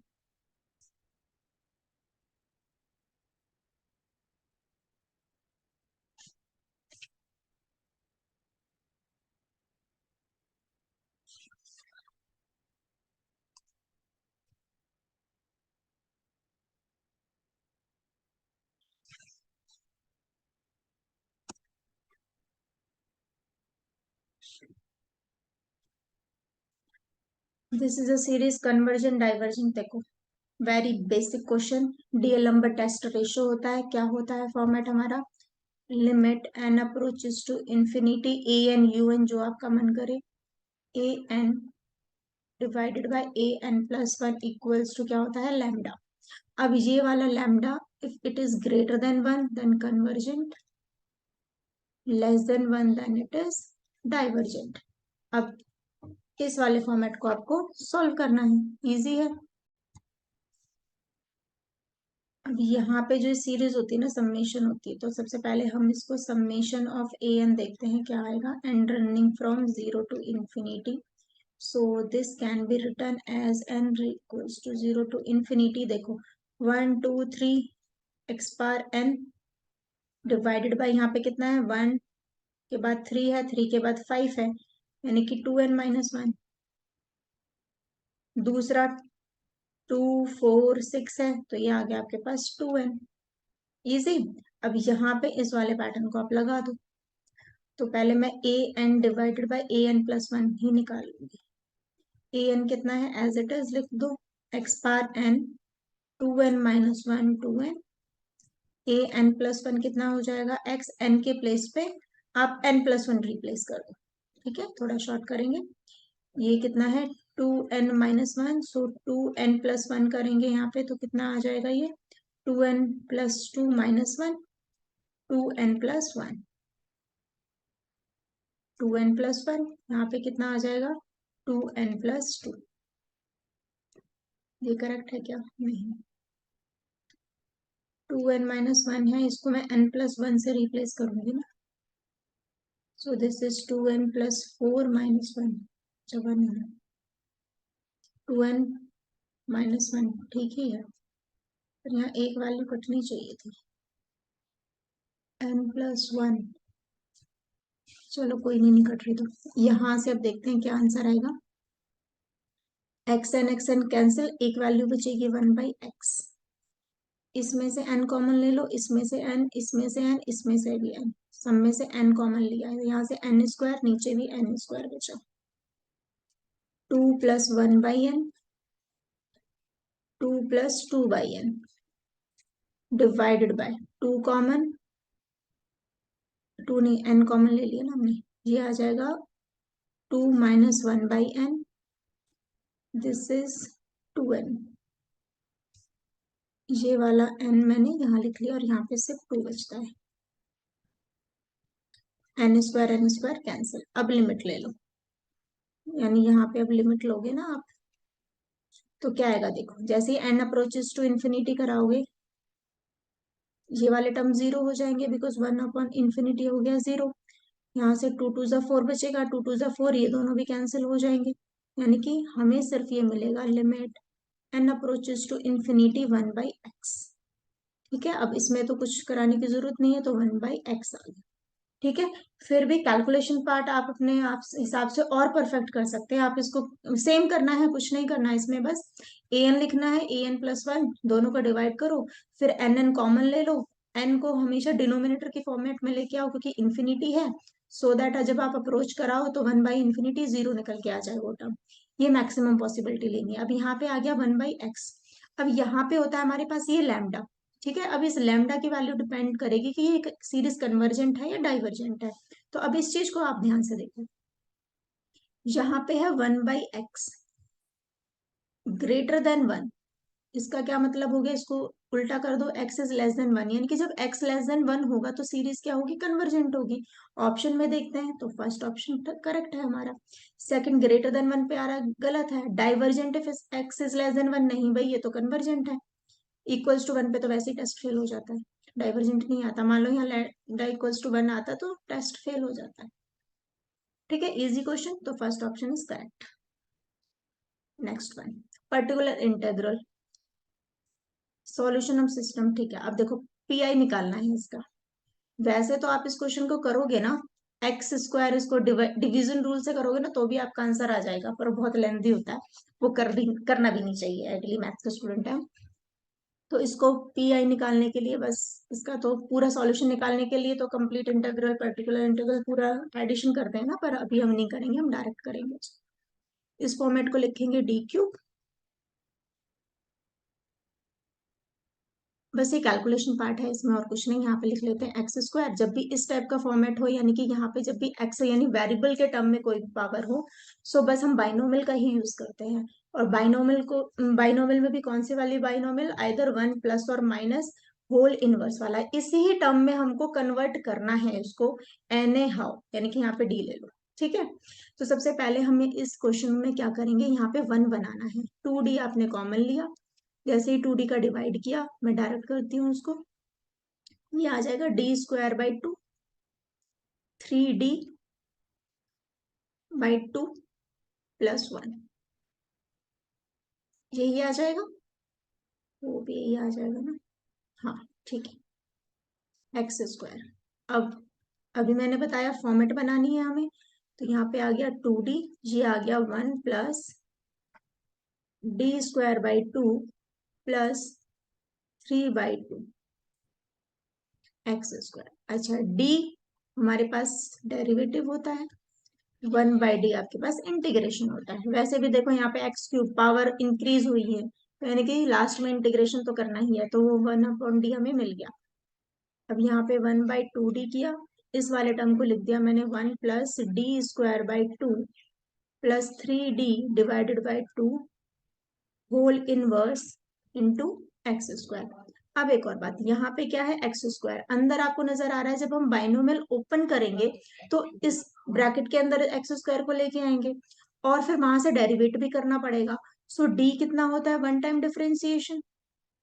तो यहाँ पे जब हम 1 टाइम यानी x² को 1 टाइम करेंगे तो 2x आएगा, इसको दोबारा से डिफरेंशिएट करेंगे तो हमारे पास कितना आ जाएगा, 2 आएगा, यानी कि d² यानी जब d² निकालेंगे इसका तो 2 आ जाएगा, d³ पे ये वाला फंक्शन 0 हो जाएगा। तो यानी कि सिर्फ हमें 2 पावर तक ही इसको ओपन करना है, थर्ड जहां पे भी बनेगी हम उसको अवॉइड कर देंगे, क्योंकि 0 ही आना है x² को 2 टाइम्स डिफरेंशिएट करेंगे तो सिर्फ कांस्टेंट आएगा, थर्ड में 0 हो जाएगा। तो 1/2d, तो यहां से हम क्या करेंगे, 1 माइनस एक्स, ये कितना आ जाएगा, फॉर्मूला पता है, 1 minus D plus d² minus d³ plus so on. तो ये आ गया आपके पास d² 2 plus 3/2d x plus 1 minus plus, ठीक है, ये कितना आ जाएगा, प्लस 3/2d का whole square minus so on. ठीक है, ये चलता रहेगा। और यहाँ पे कितना है, x²। अब देखो आप इसको शिफ्ट कर लो, 1/2d, यहाँ पे आया x माइनस, अब इस x² को यहाँ पे 2 बार डिफरेंशिएट करेंगे हम, 2 बार डिफरेंशिएट करने से आंसर कितना आएगा, 2। एक बार डिफरेंशिएट किया, यहाँ पे d ब्रैकेट ओपन करोगे तो 2x, ने ब्रैकेट ओपन करे है ना हमने। अब इसके पावर को जब हम ओपन करेंगे तो कितना आएगा, d⁴ नहीं लेना, 3/2d² लेना है, 2d² 2 3/2d, d³ आ जाएगा तो ये भी नहीं लेना, तो यानी कि सिर्फ इसमें से हमारे पास ये वाला टर्म काम का है, d², और इसके प्लेस पे भी हम क्या लिख देंगे, 2। और ये कितना है आपके पास, स्क्वायर आएगा ना यहाँ पे, तो 9/2 आ जाएगा, 9/4 सॉरी, 9/4। तो यहाँ पे कितना आ गया आपके पास, 2। ये होप ये क्लियर होगा, यहाँ पे इसके प्लेस पे 2 लिखेंगे, 2 जा तो ये 9/2 आ जाएगा। तो 1/2d x माइनस, ये आ गया 1 माइनस 2 गेट्स कैंसिल, ये आ गया 3x, ये आ गया प्लस 9/2। तो 1/2d x प्लस 3x, यहाँ पे एक 1 भी है ना, तो -1 में से, अच्छा ये -1 ही है, -1 यहाँ पे कितना आ जाएगा आपके पास, प्लस का 7/2, और ये माइनस माइनस प्लस नहीं होगा, ये माइनस ही रहेगा, ब्रैकेट नहीं है, माइनस ऑफ। अब इसका इंटीग्रेशन कर दो आप, क्या इंटीग्रेशन कर सकते हैं, मैं यहीं पे कर देती हूँ उसको, देखो 1/2, इसका इंटीग्रेशन कितना हो जाएगा, 1/d है ना, तो ईच स्टेप में इंटीग्रेशन लगाएंगे, x²/2, ये तो x² आएगा ना, x³ 3x² 2 plus 7/2x, option B is correct. ठीक है, आप खुद से सॉल्व करते हो तो इतना टाइम नहीं लगता, मुझे समझाने में लगेगा, आप भी टीचर्स बनने जा रहे हैं और कुछ तो टीचर होंगे ही, तो पता ही होगा मैथ से भाई, इतना टाइम लगता ही है, एग्जाम में तो बहुत स्पीड चलती है इन क्वेश्चन में, ये क्वेश्चन गलत नहीं होता एग्जाम में।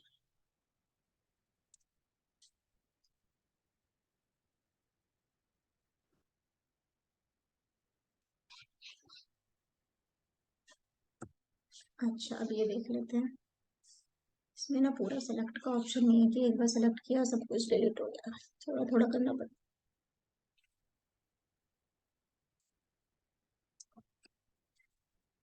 अब देखो सिस्टम ऑफ इक्वेशन है ये।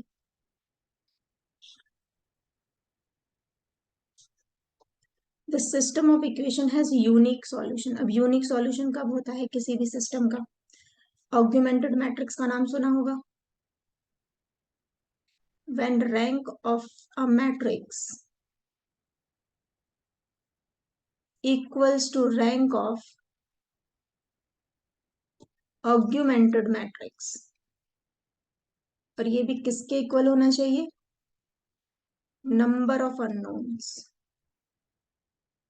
सो हमारे पास क्या होता है? यूनिक सॉल्यूशन होता है। मान लो ये नंबर ऑफ अननोन के इक्वल नहीं है, तो हमारे पास सॉल्यूशन तो एग्जिस्ट करेगा, क्योंकि rank of a matrix is equals to rank of augmented matrix के हो गया। तो सॉल्यूशन तो एग्जिस्ट करेगा, लेकिन infinite number of solution existence में होंगे। If rank of a matrix is not equals to rank of augmented matrix, तो नो सॉल्यूशन, यानी कि सिस्टम इज इनकंसिस्टेंट हो जाएगा। दोबारा से सुनो। रैंक ऑफ अ मैट्रिक्स यानी कि मैट्रिक्स किसके इक्वल है? ऑग्यूमेंटेड मैट्रिक्स के इक्वल है। ठीक है। और ये नंबर ऑफ अननोन्स यानी एक्स वाई जेड, तीन है ना यहाँ पे, एक्स वाई जितने भी वेरिएबल्स हैं, थ्री। तो हमारे पास क्या आएगा? One and only one solution, यानी सब कुछ परफेक्ट है। रैंक भी इक्वल है, नंबर ऑफ अननोन्स के बराबर है, तो unique solution one and only one. अब ये दोनों तो बराबर हो गए, लेकिन अननोन हमारे पास छोटे आ गए, यानी ये टू आ गया या वन आ गया, मतलब सॉरी, इन दोनों की जो रैंक है वो टू आ गई या फिर वन आ गई, यानी कि थ्री से कम आ गई, एक्स वाई जेड जितने नंबर ऑफ वेरिएबल्स दिए उनसे कम आ गई। तो क्या होगा? सॉल्यूशन तो एग्जिस्टेंस में होगा, लेकिन इनफाइनाइटली मैनी सॉल्यूशन होंगे।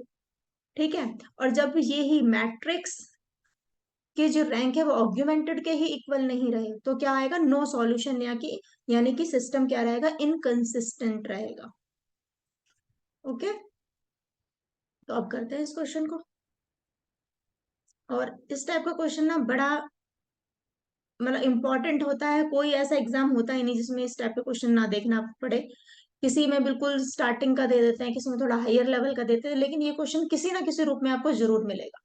ठीक है। वो अलग बात है, हम किसी भी क्वेश्चन को डिटर्मिनेंट इक्वल्स टू जीरो पे निकाल के कर लेते हैं, वो एक तुक्के वाली बात हो जाती है कि यहाँ पे होमोजीनियस इक्वेशन होती है, ए बी सी जहां है वहां जीरो जीरो आ जाता है, तब उस केस में डिटर्मिनेंट की हेल्प से हम निकाल लेते हैं कि सिस्टम में सॉल्यूशन एग्जिस्टेंस में है या नहीं है, बस। लेकिन इस वाले क्वेश्चन में पूरा करना पड़ेगा। तो क्वेश्चन ये ज्यादा टफ है नहीं, करते हैं। अच्छा, एक्लॉन फॉर्म भी आनी चाहिए इस क्वेश्चन को बनाने के लिए। आपको इन चीजों की नॉलेज है तो इस क्वेश्चन में आपको 1 मिनट से ज्यादा तो लगेगा ही नहीं। 1 मिनट भी ज्यादा बोल रही हूँ। ऑब्जर्वेशन से हो जाती हैं ये चीजें। ऑग्यूमेंटेड मैट्रिक्स बनाएंगे यहाँ पे। यहाँ पे कितना है? ए, यहाँ लिखेंगे बी, ये लिखेंगे सी। ठीक है। अब एक्लॉन फॉर्म क्या होती है कि सबसे पहले हम जीरोस बनाते हैं इस फॉर्मेट में, कोशिश करते हैं, यानी कि या फिर यहाँ पे कोई भी एक नॉन जीरो सॉल्यूशन हो सकता है, नॉन जीरो वैल्यू हो सकती है, बाकी के जीरो। अब यहाँ पे दो नॉन जीरो, फिर यहाँ पे जीरो, यहाँ पे तीनों, टू थ्री फोर, यानी कि मेन जो एक्लोन फॉर्म होती है इसका मतलब यहाँ ये होता है कि मान लो यहाँ पे टू है तो इसके पीछे जीरो जीरो, अब यहाँ पे जीरो हो गए तो यहाँ पे ये हो सकता है नीचे जीरो हो, यानी एक के नीचे एक जीरो, इस टाइप से, और प्रिसीडिंग में एक जीरो। अब यहाँ से एक्चुअली बहुत सारे क्वेश्चन करोगे तब थोड़ी सी और ज्यादा नॉलेज होती है, पर इस केस में हम कोशिश करेंगे एक्लोन फॉर्म बनाने की। और ना बने तो कोई नहीं, अपना बेस्ट दो, नंबर ऑफ जीरोस आप ज्यादा बनाने की कोशिश करो इन दो रो में। सबसे पहले इसको जीरो करने की कोशिश करो और इसको जीरो करने की कोशिश करो, बस ये काम करो अभी। मान लो ज्यादा नॉलेज भी नहीं है तो। अब देखो यहाँ पे आपको डायरेक्ट नजर आ रहा है, R3 can be written as R3 plus R2, तो यहाँ पे एक जीरो मिल जाएगा।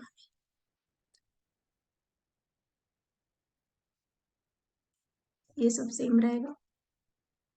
ये आ गया जीरो, दोनों को ऐड करेंगे, यहाँ आ गया -1, ये आ गया -1। ठीक है।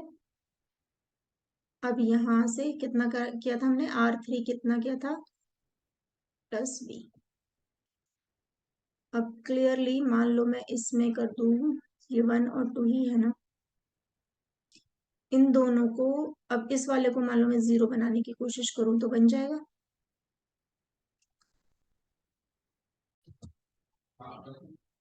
0 - 1, देखो।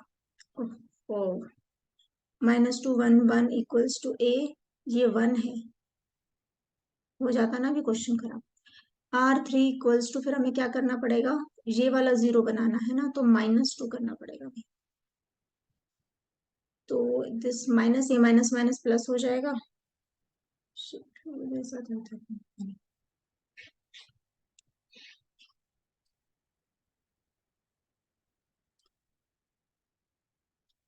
-2 1 1 ए बी, ये 1 है। अब लाइव क्लास चल रही होती है ना, तो थोड़ा सा टीचर को बेनिफिट हो जाता है, मिस्टेक हो जाती है तो चलो कोई नहीं। 1 1 -2 बता देते हैं स्टूडेंट्स लाइव पे। R3 कितना है, 1 -1, ये आ जाएगा 0, ये माइनस माइनस प्लस हो जाएगा 3, ये भी माइनस तो -3, ये आ जाएगा आपके पास C+B, C-B। अब देखो इस ये वाले 2 0 बनाने हमें लास्ट। R3 कितना हो जाएगा आपके पास, R3 minus of 3 times R1, कर सकते हैं हम, देखो 3 टाइम्स R1, 3 टाइम्स R1, तो ये वाला आपके पास 0 आ जाएगा निकल के।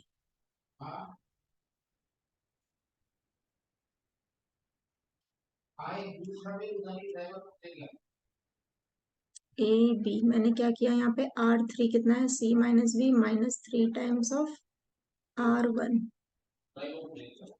ठीक है, वैसे यहाँ पे एक बार उसको और देख लेते हैं, 3 टाइम्स ये 0 बनेगा,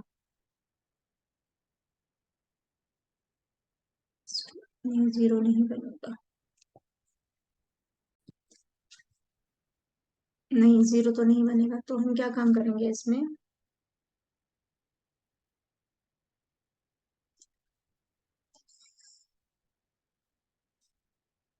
पहले इसको करते हैं,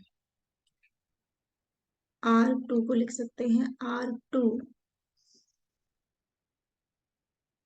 माइनस, इसमें 2 का मल्टीप्लाई कर देते हैं, 2 टाइम्स R1, R2 यानी कि 1 माइनस का 4, 2 2 ज़ा 4 प्लस ये आ जाएगा 5, ये कितना आ जाएगा, -2 प्लस करो,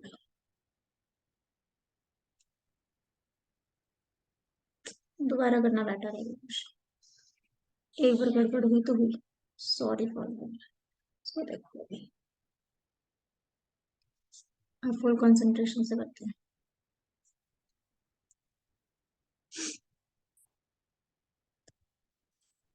देखो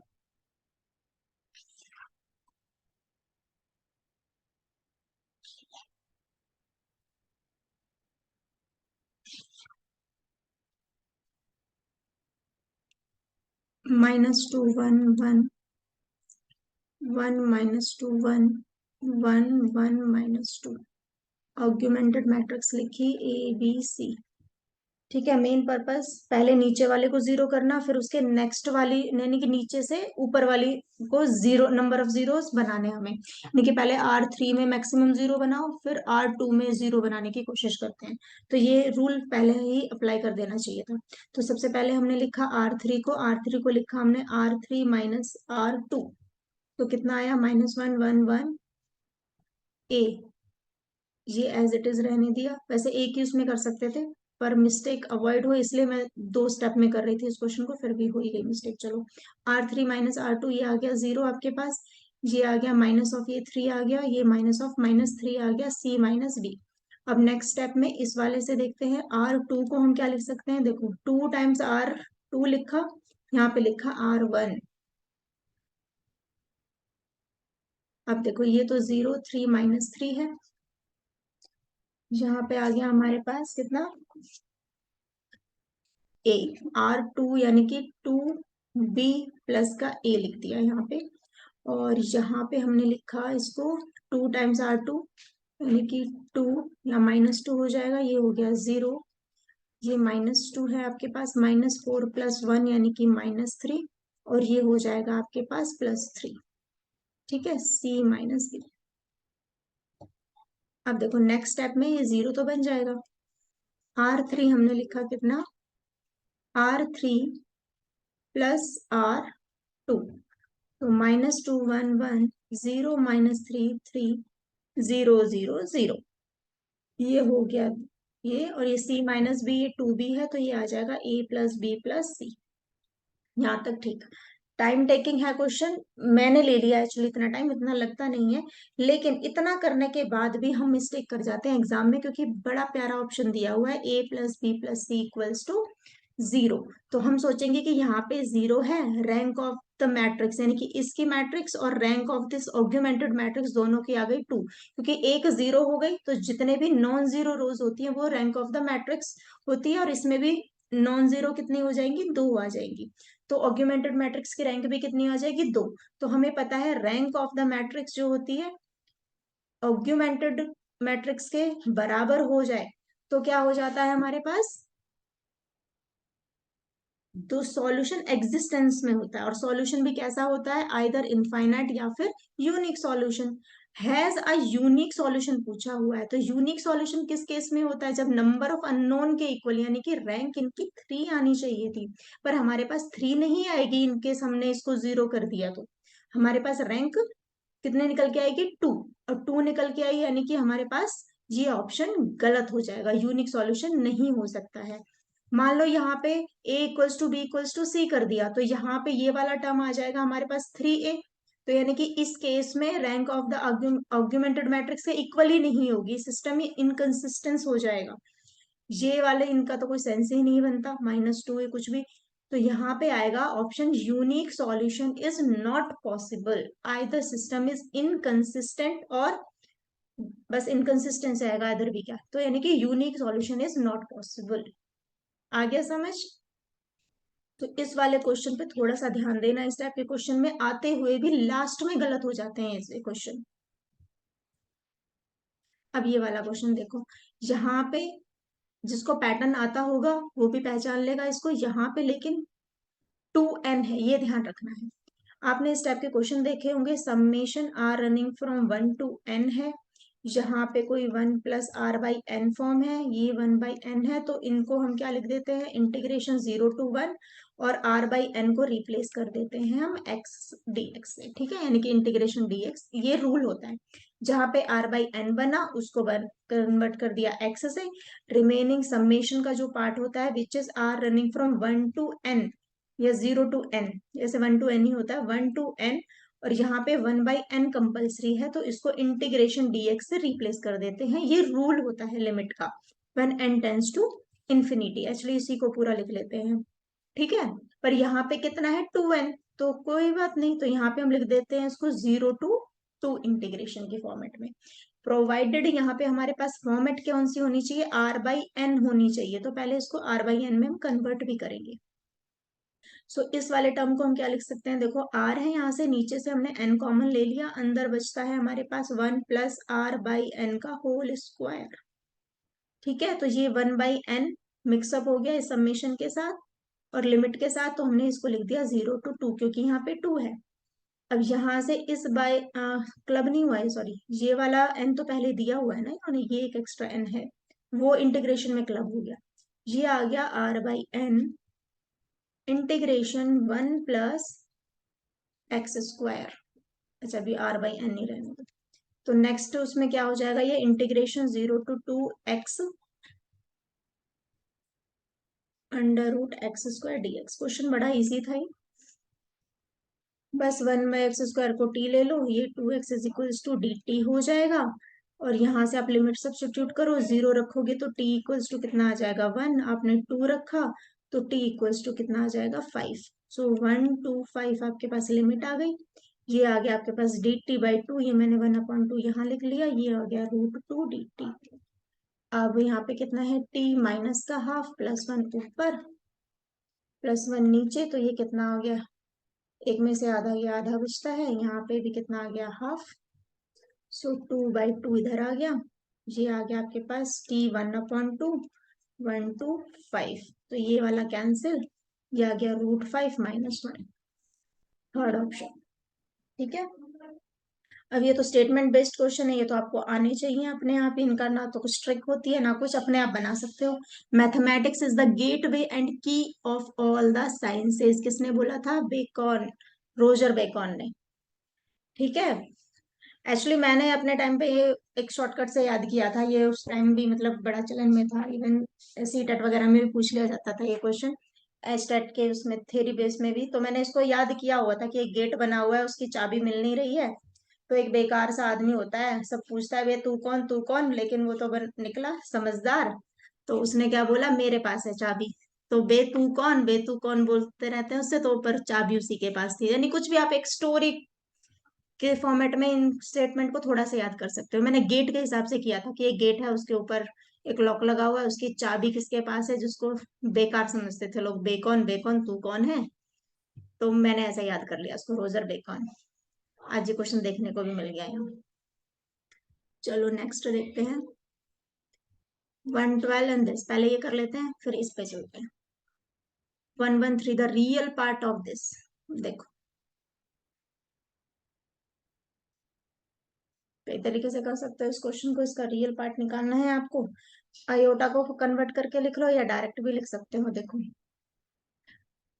z is equals to 1 + iota type का फॉर्मेट होता है, तो यहाँ r कितना होता है, 1 + 1 √2। मान लो आपको tan इनवर्स y/x का फॉर्मेट निकालना होता है, तो वो कितना हो जाएगा, tan inverse y/x, that is 45 आ जाएगा ना, यहाँ पे 1 है तो 10 इंटू 10 π/4, तो π/4 आ जाएगा जो थीटा होगा। तो इस केस को आप इधर डायरेक्ट लिखना चाहो डायरेक्ट लिख लो, और इस टाइप से समझना चाहो तो भी ऐसे समझ लो, cos theta plus iota sine theta. तो यहाँ से ये लिखा हुआ है √2, cos π/4 लिखा हुआ है ये, और ये लिखा हुआ है 10 π/4, ऊपर लिखा हुआ है पावर n। सो ये हो जाएगा 2n/2। रियल पार्ट पूछा, ये इमेजिनरी पार्ट है, तो पहले तो इसको ओपन भी करेंगे, n/4, 10 नहीं साइन होता है भाई, साइन n π/4 आ जाता है ना आगे, मोहन साहब ने दिया था हमें। रियल पार्ट हो गया ये वाला n/2 cos। ठीक है, बेसिक क्वेश्चन ट्रिग्नोमेट्री का, नहीं आया तो फिर भी एक बार समझा देती हूँ। z इक्वल्स टू 1 प्लस, कोई भी इस टाइप से फॉर्मेट है, z is equals to a + iota b। तो यहाँ से आपको मान लो एंगल निकालना है थीटा, तो आप क्या करते हो, tan इनवर्स b/a निकाल लेते हो। r निकालना हो तो इसका मॉडुलस निकाल लेते हो, विच is equals to √a² + b²। तो यहाँ से r कितना आ गया, √2, ये थीटा आ गया π/4। तो एक स्टैंडर्ड फॉर्मेट होती है z इज इक्वल्स टू की r cos theta plus iota sine theta. बस आगे आप लोग समझदार हो, आ जाएगा क्वेश्चन। ओके,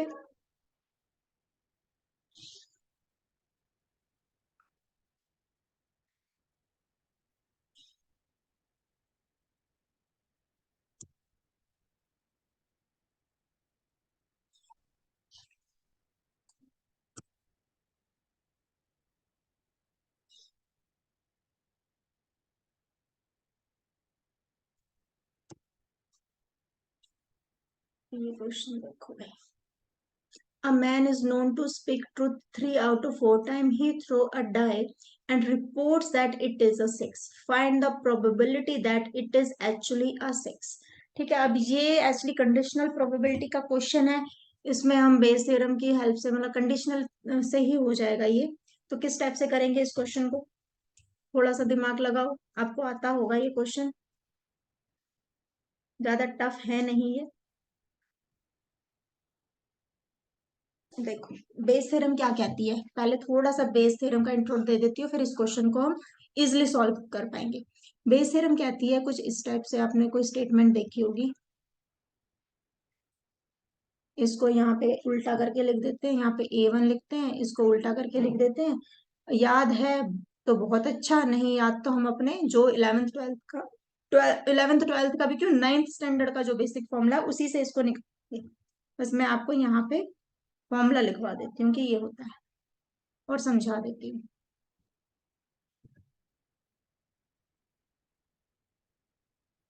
मुझे बेस थ्योरम इसी हिसाब से समझ आई थी, बड़ी मुश्किल से आई थी लेकिन आ गई, अब ऐसी आई अब नहीं जाती वो ढंग से, भूले से नहीं भूली जाती। अब देखो A1E, यहाँ पे इसको याद रखो GF से, गर्लफ्रेंड से, G फॉर गिवन, एफ यानी कि फाइंड। तो जब भी कंडीशनल प्रोबेबिलिटी हो तो यानी हमें ये देखना है कि हमें क्या गिवन है और क्या पूछा गया है इस क्वेश्चन में। तो हमें यहाँ क्या गिवन है और क्या पूछा गया है, find the probability that it is actually a 6, यानी कि डाई जो होनी चाहिए हमारे पास, डाई नहीं है तो स्पीक्स टू डाई, हाँ जब हमने थ्रो की डाई तो क्या आना चाहिए, 6 आनी चाहिए, लेकिन कब आनी चाहिए, he threw a die and report that it is a 6, 6 आनी चाहिए, यानी कि वो इस केस में क्या कर रहा है, सच बोल रहा है। तो यानी कि given that he is speaking true, truth, सच बोल रहा है और हमारे पास 6 निकल के आ रहा है। तो ये चीज गिवन है, गिवन क्या है, सच बोल रहा है और 6 निकल के आ रहा है। अब यहाँ पे हम अपने क्वेश्चन में देखें तो क्या होना चाहिए, वॉट वी वॉन्ट ऊपर, वॉट वी वॉन्ट प्रोबेबिलिटी में नीचे, टोटल जो भी पॉसिबिलिटी होती है वो, ये हमारा एक बेसिक पैटर्न होता है। अब इस केस में हमें चाहिए क्या, इस केस में चाहिए हमें ये कि भाई वो एक तो सच बोले और 6 आ जाए, ठीक है, ने डाई थ्रो करे तो 6 आ जाए। और नीचे क्या क्या हो सकता है कि 6 आ जाए वो सच बोले, 6 आ जाए लेकिन वो झूठ बोले, यही तो आना चाहिए ना। इट इज एक्चुअली अ 6, 6 कब कब आ सकता है, जब वो सच बोलता है और जब वो झूठ बोलता है, दो बार, तो दो प्रोबेबिलिटी है नीचे, उनको ऐड कर देंगे। तो देखो व्हाट वी वांट को हम पहले लिखते हैं, क्या है वो देखते हैं। क्या चाहिए भाई हमें, a man known to speak truth, यानी कि जब वो सच बोलता है तो 3 आउट ऑफ 4 टाइम बोलता है, तो यानी कि जो ट्रू आने की प्रोबेबिलिटी है वो कितनी है, 3/4। तो लाई की प्रोबेबिलिटी कितनी हो जाएगी, 1 - 3/4, यानी कि 1/4। ये चीज याद होनी चाहिए, समझ में आनी चाहिए। अब एक्चुअली इट इज अ 6, 6 आने की प्रोबेबिलिटी कितनी है, 1/6। ये तो पता होगी, 6 नंबर होते हैं, 6 आने की प्रोबेबिलिटी एक नंबर सेलेक्ट करने की 1/6, ठीक है। और ना आने की, यानी कि जब 6 ना आए, 6 आएगा एक्चुअली इस केस में लेकिन झूठ बोल रहा है, उस केस में कितना आ जाएगा, 5/6। कैसे बोल सकते हैं कि भी 6 ना आए क्योंकि वो झूठ बोल रहा है, ऐसे भी ले सकते हैं, लेकिन मैथमेटिकली सेंस ये बनता है इस क्वेश्चन का बेस के अकॉर्डिंग कि वो झूठ बोल रहा है और 6 नहीं आए, पर हम बोलेंगे नहीं इस क्वेश्चन में, बस ऐसे कि भाई 6 आए लेकिन जब वो झूठ बोले, ऐसे बोलते हैं उसको, पर आप अपने मेथड्स के हिसाब से देख सकते हैं। तो क्या क्वेश्चन है इसमें, सच बोलना चाहिए और 6 आना चाहिए, सच बोलने की प्रोबेबिलिटी है 3/4 और हमें चाहिए 6, तो ये this is what we want, ये हमें चाहिए था। अब टोटल पॉसिबिलिटी क्या है भाई, सच बोलना चाहिए, 6 आना चाहिए, लेकिन ये भी तो हो सकता है कि वो बोल रहा हो झूठ, तो कितना आएगा, 5/6 आएगा, और झूठ बोलने की प्रोबेबिलिटी कितनी है, 1/4। हो गया आपका बेस थ्योरम कंडीशनल। तो यहाँ पे आ गया 3/24, नीचे आ गया 24, एलसीएम लेंगे 3 + 5 यानी कि 8, ये दोनों कैंसिल, 3/8 इज योर आंसर। ठीक है, तो ये वाला जो पैटर्न है, फॉर्मूला याद कर सको और इतना लेंथी प्रोसीजर कर सको तो बहुत बढ़िया, नहीं तो कंडीशनल प्रोबेबिलिटी अपने माइंड में सेट कर लो कि हमें इस क्वेश्चन से चाहिए क्या, पूरा जो चाहिए होता है वो ऊपर रख दो, टोटल जो भी कंडीशन है उसको नीचे रख दो, ये आपकी कंडीशनल प्रोबेबिलिटी के क्वेश्चन हो जाते हैं सॉल्व। नाउ नेक्स्ट देखते हैं हम दिस, ठीक है, बेसिक क्वेश्चन है, नीचे से स्टार्ट कर लेते हैं। If the root of this equation are of opposite signs, root क्या है, अपोजिट साइन है। सो देखो एक बार जब ये अपोजिट साइन देखते हैं ना, तो जिन्होंने आर डी शर्मा या ऑब्जेक्टिव मैथमेटिक्स की है उसमें बड़े सारे पैटर्न्स दिए हुए हैं कि रूट्स एक साइड लाई करते हैं, बिटवीन मतलब दो रूट के बीच में एक रूट लाई करता है, तो क्या दिमाग में आ जाता है, ये तो उस वाली एक्सरसाइज से है, यानी क्वाड्रेटिक इक्वेशन के उस वाले पैटर्न से ये वाला क्वेश्चन है, पर ऐसा नहीं है, ये आपका बिल्कुल बेसिक क्वेश्चन ही है। वहां से भी आ सकता है, मैं ये नहीं कह रही नहीं आता, क्वेश्चन आए भी हैं, लेकिन ये बड़ा इजी सा क्वेश्चन है। If the root of this equation are of opposite sign, तो कभी भी कोई रूट एक अल्फा है, दूसरा बीटा है, यानी कि माइनस बीटा हो सकता है, तो हम क्या देख सकते हैं कि जब इन दोनों का प्रोडक्ट करेंगे तो वो भी क्या आएगा, नेगेटिव बनेगा। तो बस ये ट्रिक इसमें लगानी थी और आपका आंसर आ जाएगा। तो पहले इसके रूट निकाल लो, 3x² + 2x। अच्छा, इसके रूट कैसे आ जाते हैं, प्रोडक्ट ऑफ टू रूट कितना होता है, c/a, दैट इज p - 1 / 3, ये कितना दिया हुआ है, <0 दिया हुआ है, क्योंकि ये नेगेटिव है, बस बन गई कहानी आपकी, हो गया क्वेश्चन। तो ये क्या आ गया, आप डायरेक्ट भी कर सकते हो इसको या फिर बेबी कर्व मेथड 0 1, वैसे भी ऑड है, ऑल्टरनेट साइन चलेंगे। नेगेटिव वाला रीजन लेते हैं, तो P बिलोंग्स टू, अच्छा और क्या आएगा, ओपन इंटरवल आएगा, क्योंकि लेस देन नेगेटिव बोला है ना, तो 0 और 1, सेकंड ऑप्शन। बिल्कुल इजी क्वेश्चन, कुछ था ही नहीं इस क्वेश्चन में। अब 115 देखो, 115 क्या कहता है, इंटीग्रेशन y0, ये तो बच्चे बच्चे को क्वेश्चन आता होगा। If y(x) is equals to this, then y0, then integration. सबसे पहले इसका इंटीग्रेशन सॉल्व कर लो, क्यों हम ज्यादा इसमें दिमाग लगाएं। इंटीग्रेशन है, ये आ गया x, 2x² 2, 3x³ 3 plus so on, हमारे पास क्या बन गया, ये दिया हुआ y/x, y0 पे 0 है ही, तो y(x) की वैल्यू बतानी है, तो बता दो क्या आ जाएगा। यहाँ पे ये जीपी बन रही है, जीपी ऑफ इनफाइनाइट टर्म्स क्या होता है, सम ऑफ इनफाइनाइट टर्म्स आर। यहाँ already mod x less than दिया ही हुआ है, क्योंकि मॉड r होता है लेस देन 1, तो ये कितना हो गया, ax है 1/x। कुछ करना ही नहीं था इस क्वेश्चन में, 2, बस ऐसे ही पूछ लिया था। ये क्वेश्चन थोड़ा सा सॉल्व करने वाला है, सॉल्व कर देंगे, इनमें समझाने वाला कुछ नहीं था इन क्वेश्चंस में।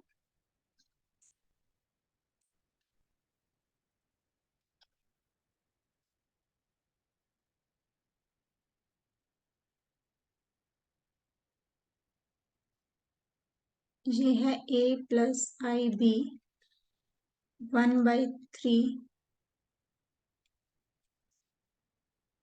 इस पावर को इसके पास ले जाओ बस, और क्या, x³ आ गया यहाँ से।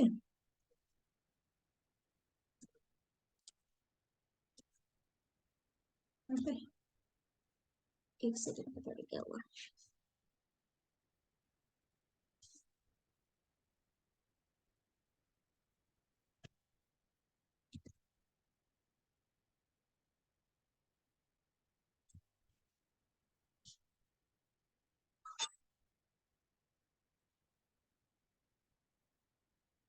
x³, अच्छा देखो यहाँ पे मैं डायरेक्ट लिख देती हूँ, a³b³ +3x(iy²) कितना आ जाएगा, +3x² होप फॉर्मूला पता हो आपको, नहीं पता तो लिखवा देती हूँ मैं, a(x+y)² x³ y³ +3x² या फिर xy²। ठीक है, यहाँ पे x² होता है, यहाँ पे 3xy² होता है। ठीक है, तो ये आ गया आपके पास x³ यानी -i +3x² ये -i² आ जाएगा, -3xy²। आयोटा एक खट्टे कर लो,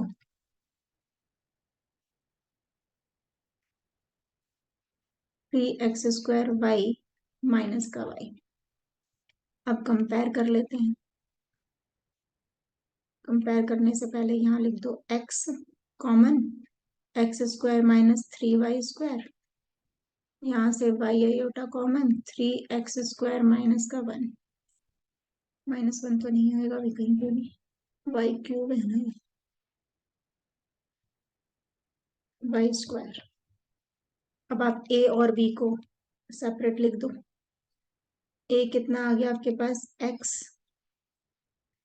कंपैरिजन करेंगे ना रियल और इमेजिनरी पार्ट का,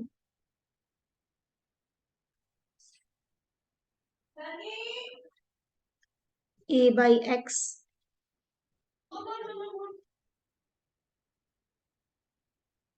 3y², b/y 3x² - y²। अब ऑप्शन पे जाओ, हमें निकालना क्या था, ये वाला टर्म चाहिए था। ठीक है, तो a प्लस का कहीं सेंस दिख रहा है, तो इन दोनों को प्लस कर लो, ax +by, आप इनको ऐड करो, ये x² है, ये 3 है, 4x², ये भी माइनस, ये भी minus, -4x², 4 common, x² minus y², तो ये आ गया इसके इक्वल।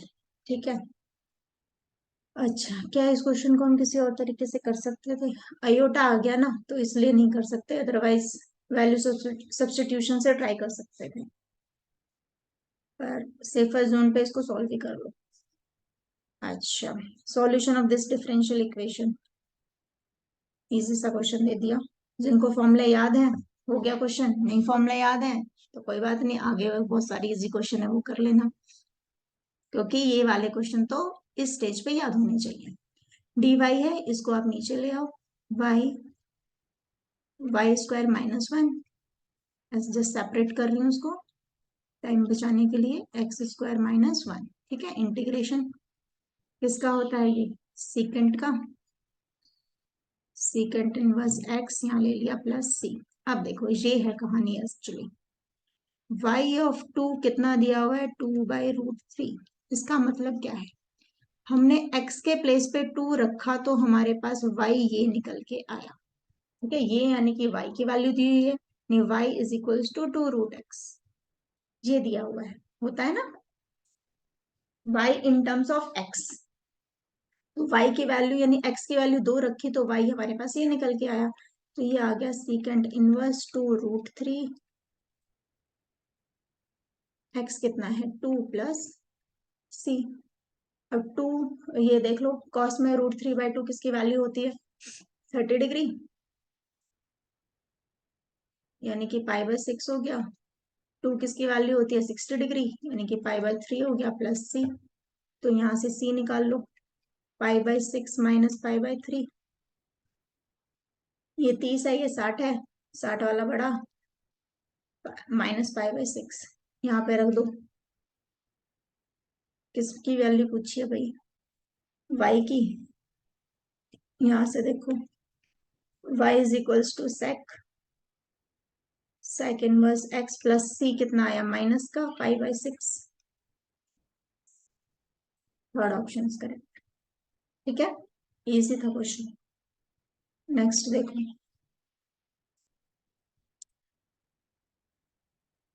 ये भी इजी सा क्वेश्चन है। sin y is equals to 1 plus x,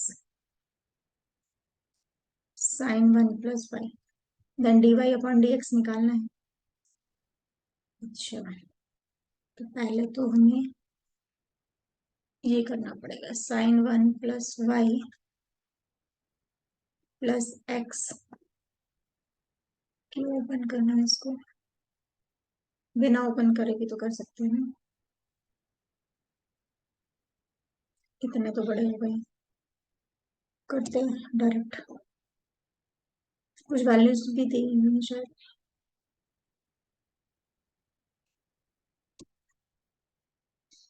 sin 1 plus Y cos Y का स्क्वायर दिया हुआ है,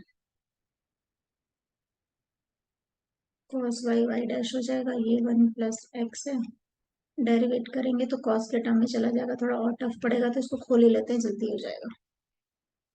sin Y, sin 1 plus Y plus X, sin 1 plus Y. ठीक है, नहीं मैं ऐसे नहीं, इसको इस तरीके से ज्यादा इजी पड़ेगा, क्योंकि यहाँ स्क्वायर टर्म दिख रहा है ना मुझे। Sine Y divided by sine 1 plus Y लिखा, इधर लिखा मैंने 1 प्लस एक्स। अब डिफरेंशिएट कर लो, ये आ जाएगा साइन स्क्वायर 1 प्लस वाई, इसका होल स्क्वायर आता है ना, ये वाला टर्म आ जाएगा आपके पास as it is, sine y का हो जाएगा cos y y dash minus of sine y, इसका डेरिवेटिव कितना आ जाएगा? कॉस 1 प्लस वाई, वाई का हो जाएगा वाई डैश, इधर आ जाएगा 0 और ये आ जाएगा 1, इसको इधर ले आओ।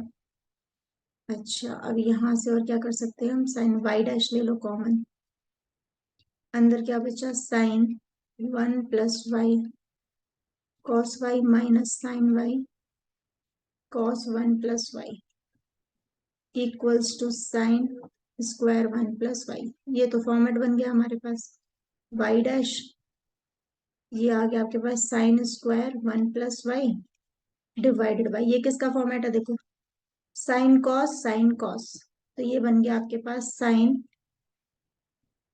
a - b का, कैंसिल sin 1, इसको नीचे ले आओ, sin 1 आंसर आ गया, डेट इज 2।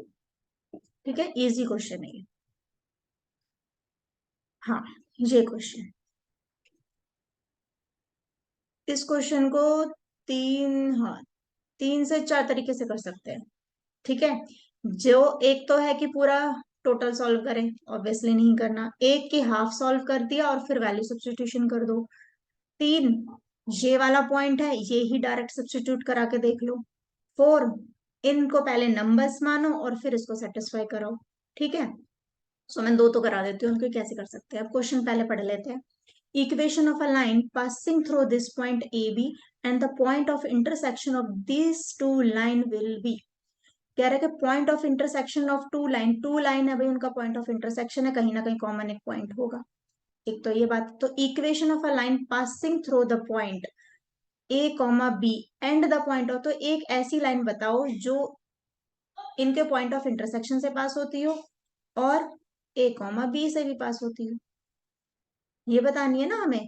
तो हम मान लो इनको अवॉइड करें, तो हमें ये तो पता है ना कि एक ऐसी लाइन जो ए बी से पास हो रही है वो बतानी है हमें सॉल्यूशन तक, और तो कोई कंडीशन नहीं है।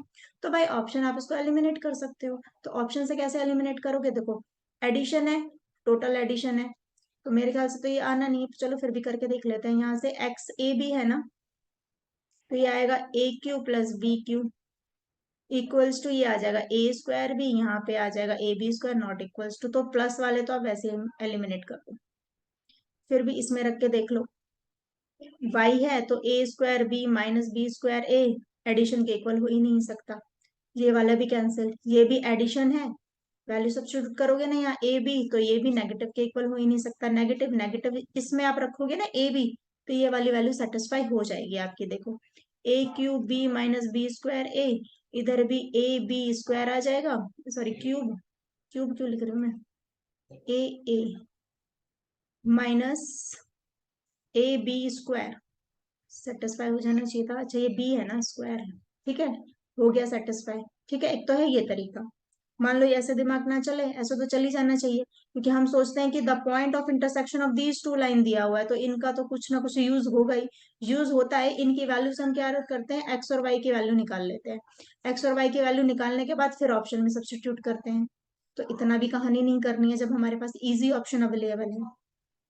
एक हम क्या करते हैं, ए और बी से बचने के लिए, ए और बी से बचने के लिए हम ले लेते हैं कि 2, 3 पॉइंट, ठीक है, ये ए और बी क्या है, 2, 3 है, फिर यहां से क्वाड्रेटिक बनाते हैं हम, सॉरी लीनियर इक्वेशन बनाते हैं, 3y इक्वल्स टू, ये कितना हो गया, 3 × 2 = 6, फिर यहां से ले लेते हैं 3x + 2y = 6, यहां से x और y की वैल्यू निकालो, तो जो x और y की वैल्यू ये वाली आए और ए बी आए, उनको फिर ऑप्शन से सेटिस्फाई करा के दिखा ले, देख लेना। ठीक है, तो ये सारे ऑप्शन रहते हैं हमारे पास एग्जाम में, तो इनसे कोशिश करना जरूर। अब देखो 120, इजी क्वेश्चन है, सबसे पहले तो R to R दिया हुआ है, तो आधी टेंशन तो वैसे ही खत्म। If R is a set of real number, f of x is equals to e power x, then f is what? e power x का ग्राफ पता होना चाहिए, 1, 1 on 2 निकालना आना चाहिए बाय ग्राफिकली, बहुत इजी क्वेश्चन है, तो मैं ग्राफिकली इस क्वेश्चन को समझाऊंगी। ये आपका e पावर x का ग्राफ होता है, यहाँ पे कहाँ कट करता है आपको पता होगा, आप यहाँ पे 0 रखोगे तो 1 आएगा, 0, 1 से होके जाता है e पावर x, होता है ना, y is equals to E power x, x आपने 0 रखा तो y इक्वल्स टू 1 आ गया। अब देखो, सबसे पहले कुछ चीजें आपको पता होनी चाहिए 1, 1 on 2 फंक्शन ग्राफिकली निकालने के लिए। दुनिया का कोई भी डायग्राम है, ये डायग्राम लगा लो, लाइन लगा लो, कर्व लगा लो, अब आपसे कोई पूछे कि ये फंक्शन है या नहीं, पहले ये बता दो, ठीक है, चाहे आपको इसके इक्वेशन नहीं पता लेकिन ग्राफ पता है, तो आप बता सकते हो कि फंक्शन है या नहीं, आप डायरेक्ट ऐसे वर्टिकल लाइन टेस्ट कर लो, इफ एक पॉइंट पे इसकी एक इमेज मिले, इनकी ये वाला पॉइंट मान लो ये ऐसे ऐसे चल रहा है, कहीं पे भी 2 टाइम कट ना करे, तो वो हमेशा फंक्शन होता है। जैसे साइन एक्स है ना, ये ऐसे आप देखो ऐसे वर्टिकल करते रहो उसको, ऐसे ऐसे कट कर दो, कहीं पे भी ये जो वर्टिकल लाइन है इसको 2 पॉइंट पे कट करेगी? नहीं करेगी। तो इसलिए साइन एक्स क्या होता है, फंक्शन करता है। मान लो हमने सर्कल लिया, ऐसे सर्कल, इस पे ऐसे वर्टिकल लाइन खींचो, 2 पॉइंट पे किया ना, तो ये फंक्शन नहीं होता। Circle is not a function, होता है ना, ये कर्व होता है इसलिए। तो 2 पॉइंट पे कट कर रहा है तो फंक्शन है नहीं ये। तो फंक्शन के तो हो गया ये टेस्ट। अब आते हैं वन वन पे। वन वन का टेस्ट कैसे करते हैं, वन वन पे ये इस वर्टिकल लाइन को हॉरिजेंटल ले लो, यानी कि जैसे ये वाली आपके पास कोई लाइन है ये, अब यहाँ से आप हॉरिजेंटल लाइन लेते जाओ, ये लाइन इस पूरे कर्व को सिर्फ वन एंड ओनली 1 पॉइंट पे कट कर रही है तो वन वन है, अदरवाइज वो वन वन नहीं है। फॉर एग्जाम्पल, मान लो मैं एक्स स्क्वायर ले लूं, ये एक्स स्क्वायर है ना, क्या ये वन वन है या नहीं, उसके डोमेन में, अभी मैं आर टू आर पे बात कर रही हूँ। मैंने वर्टिकल लाइन ले ली, एक्स स्क्वायर का होता है ना ऐसा ग्राफ, ये इसको 2 पॉइंट पे कट कर रहा है, तो ये क्या है, वन वन नहीं है। इनका रीजन भी होता है, वन वन का मतलब यानी एक पॉइंट की दो इमेज नहीं आ सकती। अभी इतना टाइम नहीं है, पर अभी थोड़ा शॉर्ट के लिए समझ लो। अब आते हैं ऑन टू के लिए। ऑन टू के लिए भी ऑलमोस्ट सेम चीज होती है, वर्टिकल, लेकिन इसमें होता है कि वो एटमोस्ट 1 पॉइंट पे कट करना चाहिए, यानी कि कम से कम एक, एक से ज्यादा भी कर सकता है, लेकिन जहां तक उसकी रेंज और डोमेन ये डिफाइन है ना, वो एटमोस्ट 1 पॉइंट पे कट होना चाहिए। 2 पे भी हो सकता है, लेकिन 1 पॉइंट पे कंपलसरी होना चाहिए। तो हम मान लो ई पार एक्स का ऑन टू का हम टेस्ट करें इस वाले उस पे, हालांकि ये बहुत इजी है, सबको याद ही हो जाते हैं फंक्शन करते करते, लेकिन और उसमें आपको हेल्प कर सकते हैं। ई पार एक्स ऐसे है, तो आपने देखा मैंने हॉरिजेंटल लाइन यहाँ ली, क्योंकि आर टू आर दिया हुआ है ना पूरा, ऐसे पूरा आर, ये आर टू आर दिया हुआ है, तो ऐसे आप जब लोगे इधर, तो ये वाला प्लेन तो पूरा का पूरा बच गया, कोई वैल्यू नहीं ले रहा, तो ये ऑन टू नहीं है, नॉट ऑन टू। ध्यान रखना है, फंक्शन है क्योंकि आप ऐसे वर्टिकल टेस्ट करोगे तो सिर्फ एक ही पॉइंट पे कट करेगा। तो हॉरिजेंटल टेस्ट से जो इसका नीचे का प्लेन है, आप यानी कि जो नीचे का आपका जो ये आर है, वो सेटिस्फाई ही नहीं कर रहा, कहीं पे ये कट ही नहीं कर रहा ग्राफ को, इसलिए ये ऑन टू फंक्शन नहीं है, ये ऑन टू का टेस्ट होता है। वैसे आप इसको करना चाहो तो y is equals to E power X, फिर लॉग लेके, काफी तरीके होते हैं। ठीक है, मैं ऐसे करती हूँ ग्राफिकली, हॉरिजेंटल टेस्ट से आप देख सकते हो उसको।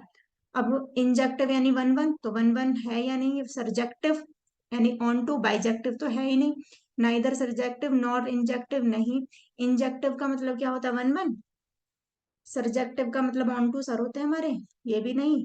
क्या ये वन वन है, अभी बताया मैंने, बिल्कुल है, ऐसे लाइन जा रही है ना ई बार एक्स की, तो हम क्या देखेंगे, ऐसे एक पॉइंट पे ही कट करेगा तो ये वन वन है फंक्शन। या ऐसे देखना चाहो, e power x one equals to E power x two, देखते हैं कंपैरिजन करोगे, x one equals to x two. ज्यादा कॉम्प्लिकेट मत करना, ये मैंने आपके इजी करने के लिए बताया, कभी आप सोचो मैंने ज्यादा कॉम्प्लिकेट कर दिया, चीजों को समझ लो।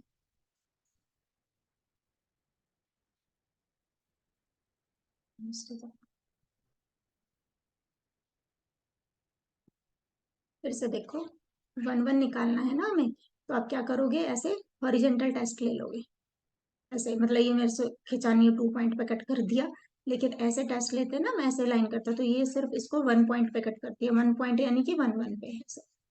ठीक है, वर्टिकल ऐसे टेस्ट लेते हैं, वन वन है यानी कि फंक्शन है, वो कभी पूछा नहीं जाता। ऑन टू का मतलब कम एट मोस्ट जो रीजन दिया हुआ है अकॉर्डिंग टू क्वेश्चन इस पे, वो 1 पॉइंट पे कट करना चाहिए। तो ये वाला फंक्शन हमारा ऑन टू तो है नहीं, ये सिर्फ वन वन है। ठीक है, not bijective, injective function only. E power X be equals to Y equals to X, तो बस आंसर बताना है, ये तो वैसे ही हो जाना है।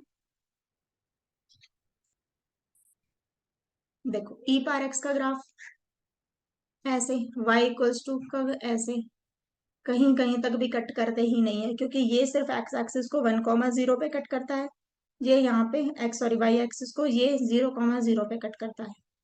यहाँ पे कहीं 1,1 है, 2,2 है, कहीं पे भी मिलेंगे ही नहीं, दोनों को कभी पॉइंट सेटिस्फाई ही नहीं करेंगे, तो इनका इंटरसेक्शन हमेशा फाई रहेगा, कुछ कॉमन पार्ट है ही नहीं।